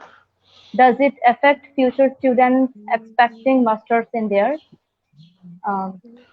আচ্ছা, কমেন্টটা তো একটু দেখো মইনুল। হ্যাঁ, আমি দেখলাম। সো এটা আসলে অনেক বড় টপিক, সাইদ এটা নিয়ে হাসিফ। অনেকদিন কথা বলতে হবে। সো আমি as part of GSA advocacy, আসলে আমাদের যেহেতু এত আমি টাইম আসলে এই নেই, জিনিসগুলো নিয়ে কাজ করছি গত মাস দুই হ্যাঁ দুই হ্যাঁ তিন একটু ধরে। ব্রিফ। সো আমি যেটা শর্টকাটে বলতে পারি সেটা হচ্ছে গিয়ে আসলে প্যান্ডেমিক সিচুয়েশনটা আসলে সব জায়গারই সমস্যা, এটা গ্লোবাল সমস্যা। আহ, কিন্তু কথা হচ্ছে যে ফাইনান্সিয়ালি সব দেশই কিন্তু ক্ষতিগ্রস্ত হয়েছে অলরেডি। আর তার কারণ লকডাউনের যে ব্যাপারটা, এটা আসলে তুলে দেওয়া হচ্ছে বেশ বেশ জায়গায়। আমাদের এখানে কানাডাতে, আমার অন্টারিওতে সপ্তাহখানেক হলো লকডাউন তুলে দেওয়া হয়েছে এবং অফিসগুলো সব খুলে যাচ্ছে। বাংলাদেশে আমি শুনলাম যে আজকে থেকে অফিসগুলো সব ওপেন হয়ে গেছে। তো এরকম একটা সিচুয়েশনে আসলে সবাই একটু প্যানিক। যেমন আমি পার্সোনালি, আমি পার্ট টাইম জব হয়তো আমি এনরোল হতে পারতাম, আমি হচ্ছি না, কারণ আমি চাচ্ছি না যে আমার একটা বড় ধরনের রিস্ক নিতে। সো দেখা যাচ্ছে যে আমাদের ইন্টারন্যাশনাল স্টুডেন্টরা আসলে অনেক রকমের প্রবলেম ফেস করতেছে এখানে, যে তারা পার্ট টাইমে যেতে পারতেছে না, অথবা পার্ট টাইমে গেলেও দেখা যাচ্ছে যে তারা পুরোপুরি সেফ ভাবে পার্ট টাইম কাজগুলো করতে পারছে না। সো এখানে যে ব্যাপারটা হচ্ছে গিয়ে অনেকেই দেখা যাচ্ছে বাংলাদেশ থেকে তারা মানে ফান্ড পাচ্ছে না, অথবা প্রফেসররা ফান্ড দেওয়া বন্ধ করে দিয়েছে, যার কারণে তারা ফাইন্যান্সিয়ালি নানা রকমের প্রবলেম ফেস করতেছে। সো এখানে একটা পার্মানেন্ট সলিউশনে আসার জন্য এখানে আমাদের গভর্নমেন্টের ইনভলভমেন্টটা খুবই জরুরি। আমাদের গভর্নমেন্ট এখানকার লোকাল স্টুডেন্টকে একটা $250 করে পার মান্থে একটা ফাইন্যান্সিয়াল দিচ্ছে, বাট ইন্টারন্যাশনাল স্টুডেন্টদের জন্য এখনো আমাদের অ্যাভেলেবল না। সো হোপফুলি এটা শীঘ্রই অ্যাভেলেবল হবে, যেটা নিয়ে আমরা কাজ করছি কানাডিয়ান ফেডারেশন অফ স্টুডেন্টের আন্ডারে। আর ইন্টারন্যাশনালি নতুন যে স্টুডেন্ট আসছে, সমস্যা হচ্ছে আমাদের আগামী ডিসেম্বর পর্যন্ত ইটস বিন অ্যানাউন্সড দ্যাট সব প্রোগ্রাম এখন অনলাইন।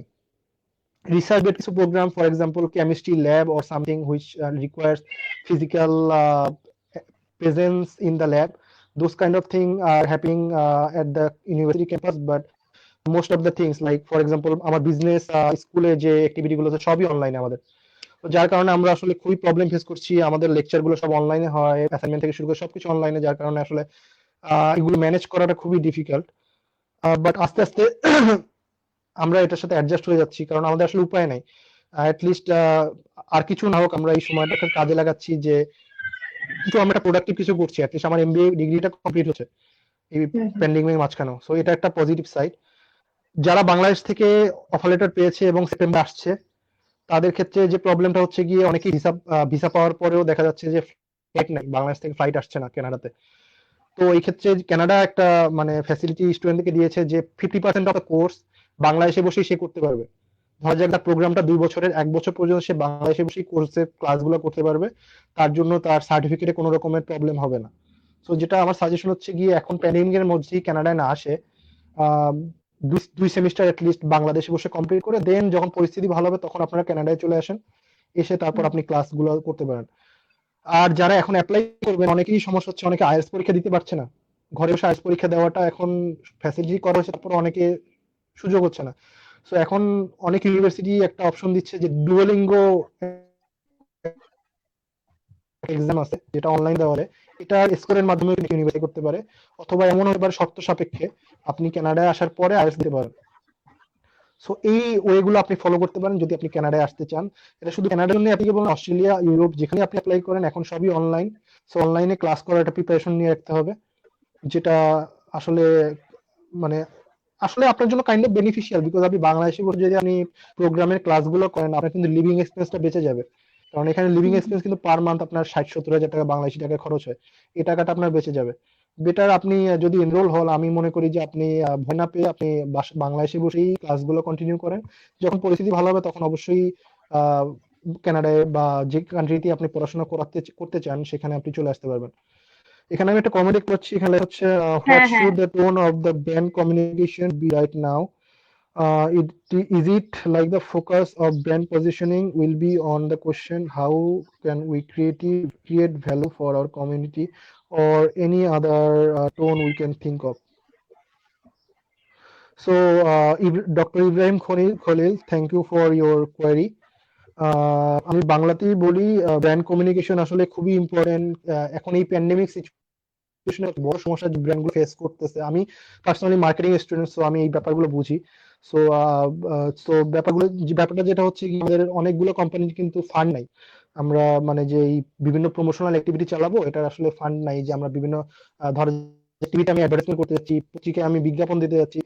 নাম্বার 1 হচ্ছে ফান্ড নাই, প্লাস নাম্বার 2 হচ্ছে যে আমি এগুলো শুটিং করব বা আমি ডিজাইন করব, এগুলোর জন্য লোক বলের অভাব, অথবা আমরা রিচ করতে পারছি না। এটা টিভিসি শুট করতে হলে আমাকে আউটডোর শুট করতে হলে আমাকে অবশ্যই আউটডোরে যাওয়ার মতো অবস্থা থাকতে হবে, কিন্তু প্যান্ডেমিক সিচুয়েশনে যেটা হচ্ছে যে আমরা আউটডোরে গিয়ে এই ধরনের টিভিসি বা প্রেস অ্যাড যে কোনো ধরনের শুটিং আমরা করতে পারছি না। প্লাস হচ্ছে যেটা হচ্ছে যে পত্রিকার ক্ষেত্রে ধরা যাক, পত্রিকায় আমি একটা বিজ্ঞাপন দিব, আমার প্রথমে চিন্তা থাকবে যে মানুষজন পত্রিকা বাসায় কিনতেছে, এই সিচুয়েশনে মানুষের হাতে কিন্তু টাকা নেই, অনেক মানুষই কিন্তু এখন পত্রিকা বাসায় নেওয়া বন্ধ করে দিয়েছে। সো এইখানে আমার সমস্যা হচ্ছে, আমি যদি এই পত্রিকায় আমি বিজ্ঞাপনটা অনেক টাকা খরচ করে ছাপাই, এই বিজ্ঞাপনটা মানুষ কি দেখবে, আসলে আমার অডিয়েন্স কতটা পাবে? এই ব্যাপারগুলো খুবই মানে বড় কনসার্ন। তো আমি মনে করি এই প্যান্ডেমিক সিচুয়েশনে প্রমোশনাল অ্যাক্টিভিটি ব্র্যান্ড কমিউনিকেশনের জন্য সবচেয়ে ভাইটাল ওয়ে হতে পারে online. So online communication from the social media, YouTube or anything is the most effective way to communicate with your audience. So অডিয়েন্সের সাথে কানেক্ট হতে হলে আমি মনে করি যে এই সোশ্যাল মিডিয়া এবং অনলাইন যে প্ল্যাটফর্ম গুলো ইউজ করা উচিত।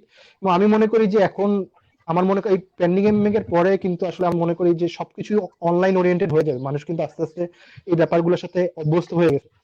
সো আমি মনে করি যে ভবিষ্যতে যত মার্কেটিং ক্রিয়েশন থেকে শুরু করে সবকিছুই দেখা যাবে যে সামহাউ অনলাইন কমিউনিকেশনের সাথে connected, rather than traditional media like television, radio, news paper etcetera. I hope I could like cover up your question. And if you have any একটা question more এখানে things আছে। to know, just No, don't hesitate to like write it. Another question I can see is Soyed Rakib told that what about the no, I already it is already answered discussed. that question, I guess. It is Another question we have, that what about the current situation over there amid pandemic? already discussed. Does it affect It is. future students expecting masters in there? It is from Syed Hasif.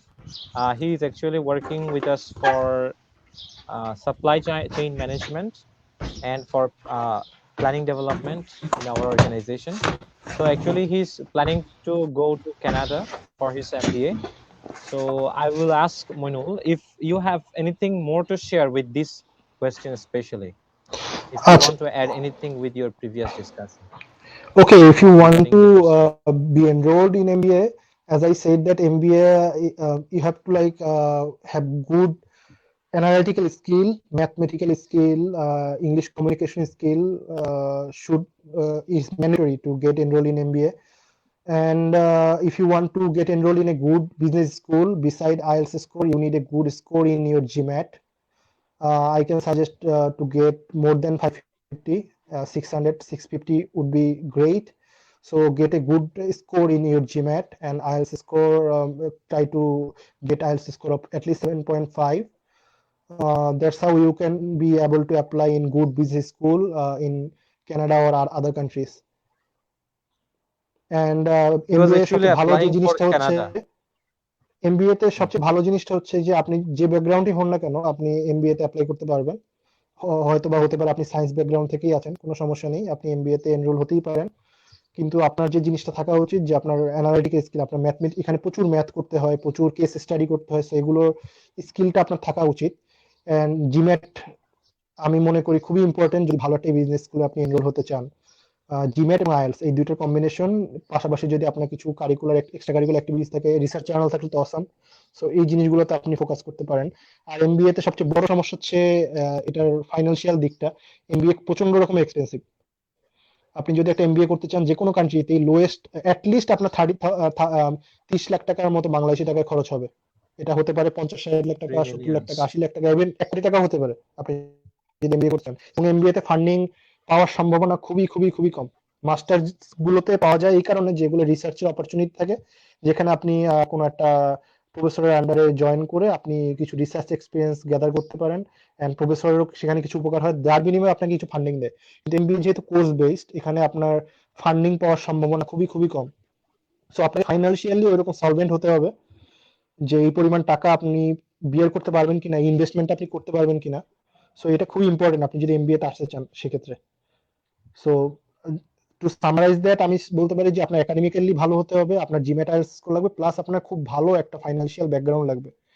না হলে আমি মনে করি যে masters না, MBA না করে masters, general কোনো রিসার্চ বেস মাস্টারে যাওয়াই ভালো, যদি অন্য অল্টারনেটিভ আপনি চিন্তা করেন।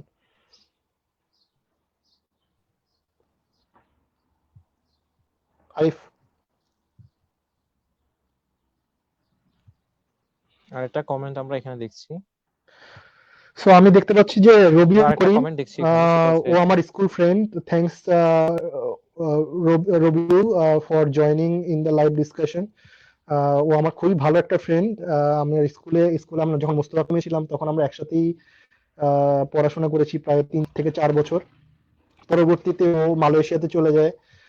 ইভেন মালয়েশিয়াতে আমি যখন ট্যুর করি 2017-র দিকে, তখন আমার ওর সাথে দেখা হয়েছিল, and he was so nice and helpful and friendly. আমার আমার সা- আমার আমার পরিবারের সাথে ওর সবসময় খুব ভালো একটা মেলামেশা আছে, এবং ও আমি পার্সোনালি মনে করি ও যথেষ্ট সাকসেসফুল। তুমি ফর অডিয়েন্স আমি বলতে পারি যে ও মানে বিজনেস সাইডে ও যথেষ্ট সাকসেসফুল। মোস্তফা হাকিমের যে বিজনেস গুলো আছে, ও কয়েকটা বিজনেস দেখাশোনা করে। অ্যান্ড আমি খুবই আহ, মানে প্রাউড ওর ব্যাপারে যে ও খুবই অল্প সময়ের মধ্যেই মানে এত বড় রোল নিতে পেরেছে ওর লাইফে। And that's the thing. Arif, yes. আর ওই যে যেটা ছিল, হাসিবের যে কোয়েশ্চেনটা ছিল, সেখানে আরেকটা বিষয় ছিল যে what about the current situation in Canada. এটা একটা বিষয় ছিল। কারেন্ট সিচুয়েশন ইজ এখন আমাদের কানাডাতে আমি লাস্ট যখন চেক করেছি এটা more than 80,000 people goat infected. But good thing is like আপনি যখনই দেখবেন যে এখানে কতজন মানুষ ইম্প্যাক্টেড, তার চেয়ে বড় জিনিস হচ্ছে কতগুলো অ্যাক্টিভ কেস আছে। সো অ্যাক্টিভ কেসের দিক দিয়ে কানাডার অবস্থা অন্যান্য অনেক কান্ট্রির চেয়ে ভালো, বিকজ এখানে একটা বড় অংশই যারা আক্রান্ত হয়েছিল তাদের একটা বড় অংশই রিকভার করেছিল, অ্যান্ড ডেথ রেট অনেক কম অন্যান্য কান্ট্রির চেয়ে। সো এদিক দিয়ে আমি মনে করি যে comparatively our neighbouring country USA, Canada is doing pretty good job. আর যেটা হচ্ছে আমি একটু আগে মেনশন করেছি যে বিভিন্ন জায়গাতে অলরেডি বিভিন্ন অফিস করে দিচ্ছে যথেষ্ট পরিমাণে সেফটি মেজার নিয়ে। সো ওভারঅল আমি মনে করি যে থিংস আর চেঞ্জিং। এই বছরের শেষ দিকে হয়তো আমি মনে করি যে মোটামুটি একটা নর্মাল অবস্থায় চলে আসবে কানাডা। বাট একাডেমিক দিক দিয়ে চিন্তা করলে এখনো সবকিছুই অনলাইন আছে, যেহেতু এটা অনলাইনে করার মতো অপরচুনিটি আছে। বাট যদি আমরা চিন্তা করি যে প্রফেশনাল ক্যারিয়ারের দিক দিয়ে, প্রফেশনালি বিভিন্ন কোম্পানি এমন আছে যারা প্রোডাকশন লাইনে ইনভলভ, এই জিনিসগুলো আসলে ওয়ার্ক ফ্রম হোম করা সম্ভব না। সো এই ধরনের নেসেসারি জিনিস যেগুলো ধরা যাক বিভিন্ন প্রোডাকশন সেক্টর, এগুলো আসলে ওপেন করে দেওয়া ছাড়া আসলে কোনো উপায় ছিল না, যার কারণে আস্তে আস্তে এই জিনিসগুলো সব ওপেন হয়ে যাচ্ছে। রাইট। আমাদের আরেকটা কমেন্ট এখানে এসেছে, সেটা হচ্ছে আব্দুল কাদির গরনীয়। He is from Nigeria and he is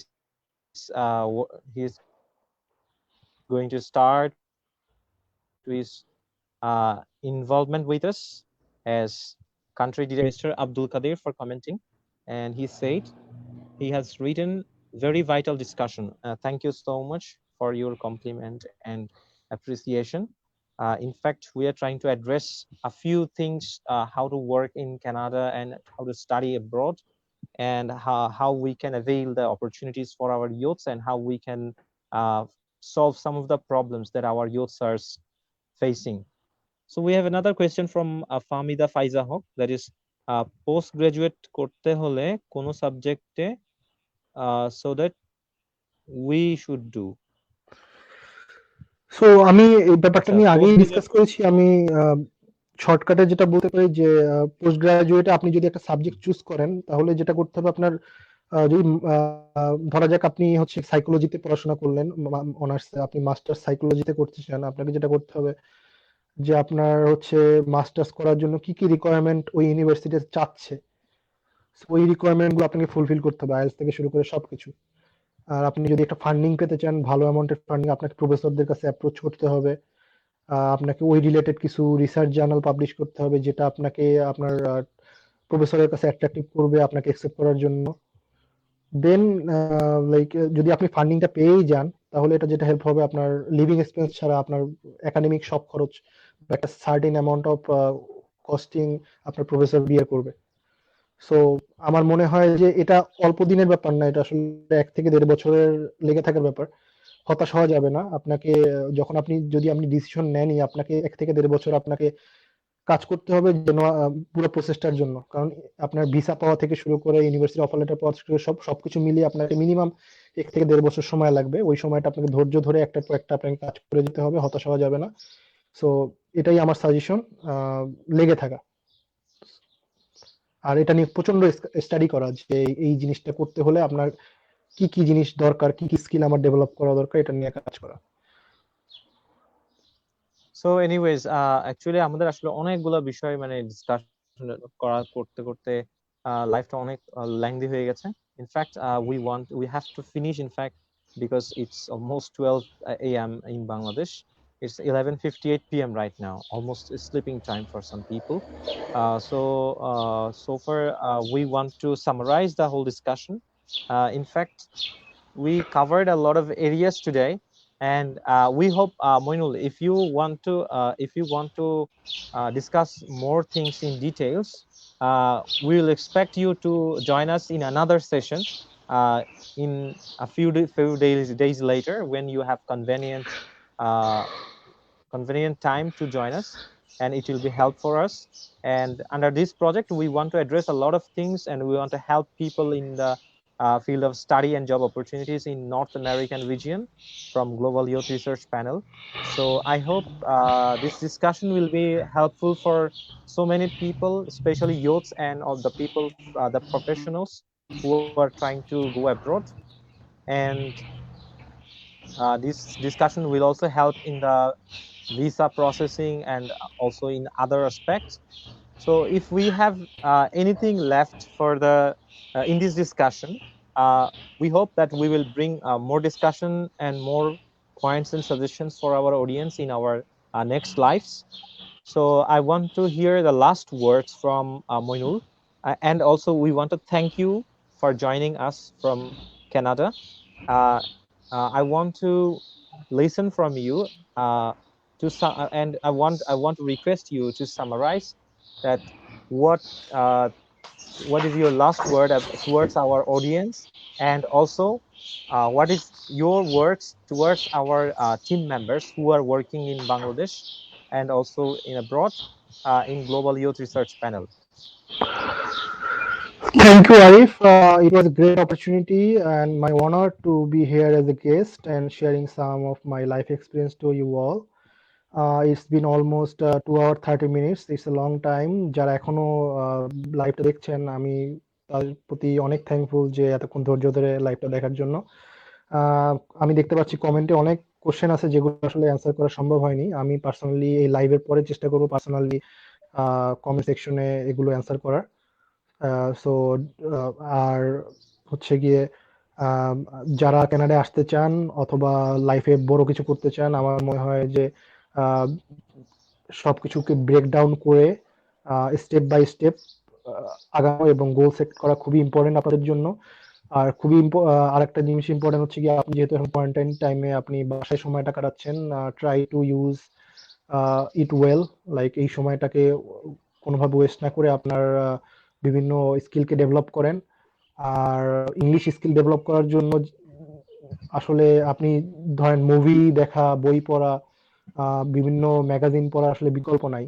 আপনি ইংলিশ ডেভেলপ করার জন্য আপনি ডেইলি স্টার রেগুলার পড়তে পারেন, রিডার্স ডাইজেস্ট ম্যাগাজিন পড়তে পারেন, ডিফারেন্ট টিভি সিরিজ দেখতে পারেন, এবং আরেকটা জিনিস খেয়াল রাখতে পারেন যে আহ, এই যখন মুভিগুলো দেখবেন বা টিভি সিরিজ দেখবেন, আপনি কোনো রকমের সাবটাইটেল ইউজ করবেন না। যদি সাবটাইটেল ছাড়া দেখেন তাহলে আপনার লিসেনিং স্কিলটা বেটার হবে। তো এই ট্রিক্স গুলো যদি ফলো করেন, আমার মনে হয় আপনার ইংলিশ স্কিলটা ডেভেলপ হবে। আপনি যদি বাইরে পড়তে আসতে চান, আপনার ইংলিশ স্কিল ডেভেলপ করার কোনো বিকল্প নাই। আর once again thanks for joining. That's all from me. Arif. Thank you, Moinul. And also I would like to thank our audience for staying with us so long. And also I'd like to thank my co-host Ifa. Thank you so much for joining and being with us. And this was really a very hectic and a long discussion. And actually, when we want to address a lot of important issues, it takes a long time, and it's not so easy to cover all the areas within a very short period. Especially this live is the longest live so far from our organization. That is, it is almost 150 minutes around. So this is just too much long, and to concentrate so long and continue discussion for this period, it's too much challenging. And I would like to show my gratitude to my today's guest, Moinul Hassan Ron, and also to my co-host Ifatun Nahar. And thank you so much for being with us. And we hope that in future you too will help us a lot in different aspects, and especially in studying and also in for working uh, working opportunities. Uh, we are expecting cooperation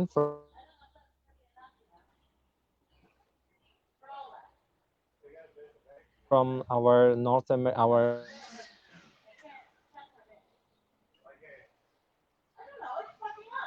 Continental Director from North American Affairs, that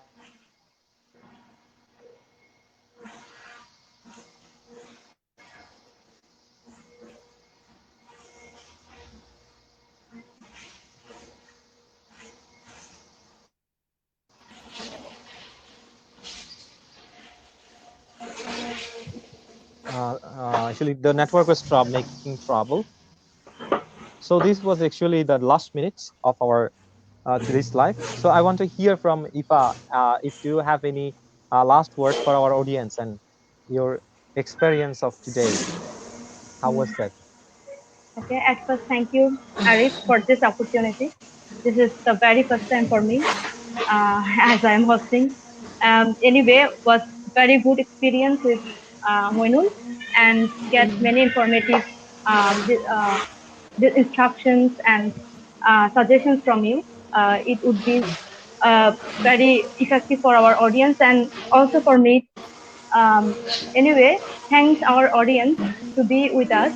And actually, it is a long life, and they have such patience. It is really praising. Thank you all, and stay home, stay safe, stay well. Thank you. Uh, thank you, dear audience, for staying with us. And we hope you will us lives, in which we will bring more discussions and more opportunities about information about more opportunities for you. And you can also email our Continental Director, Moinul. With your permission, we will provide the email address of you to if anyone has anything to share with you, or also people can make questions or queries, any kind of for any kind of problem solving. You can knock out in our page, and we are also welcoming everyone to GYRP. Uh, we are actually working for youths and for our, and also we are recruiting more people, and we are recruiting country directors and also in other continents. So we are taking people in our team. So if you have interest to work with us and to contribute and work for the society and also for uh, the crisis management for the global community, so you can join us. You can work with us. That will be very welcoming. And thank you so much again for staying with us. And Allah Hafiz. And I hope all of you will be in good health. You will stay home, stay safe, and have good nutrition and also healthy food and maintain hygiene. So I hope you will enjoy our next sessions, and also those who missed today's session live.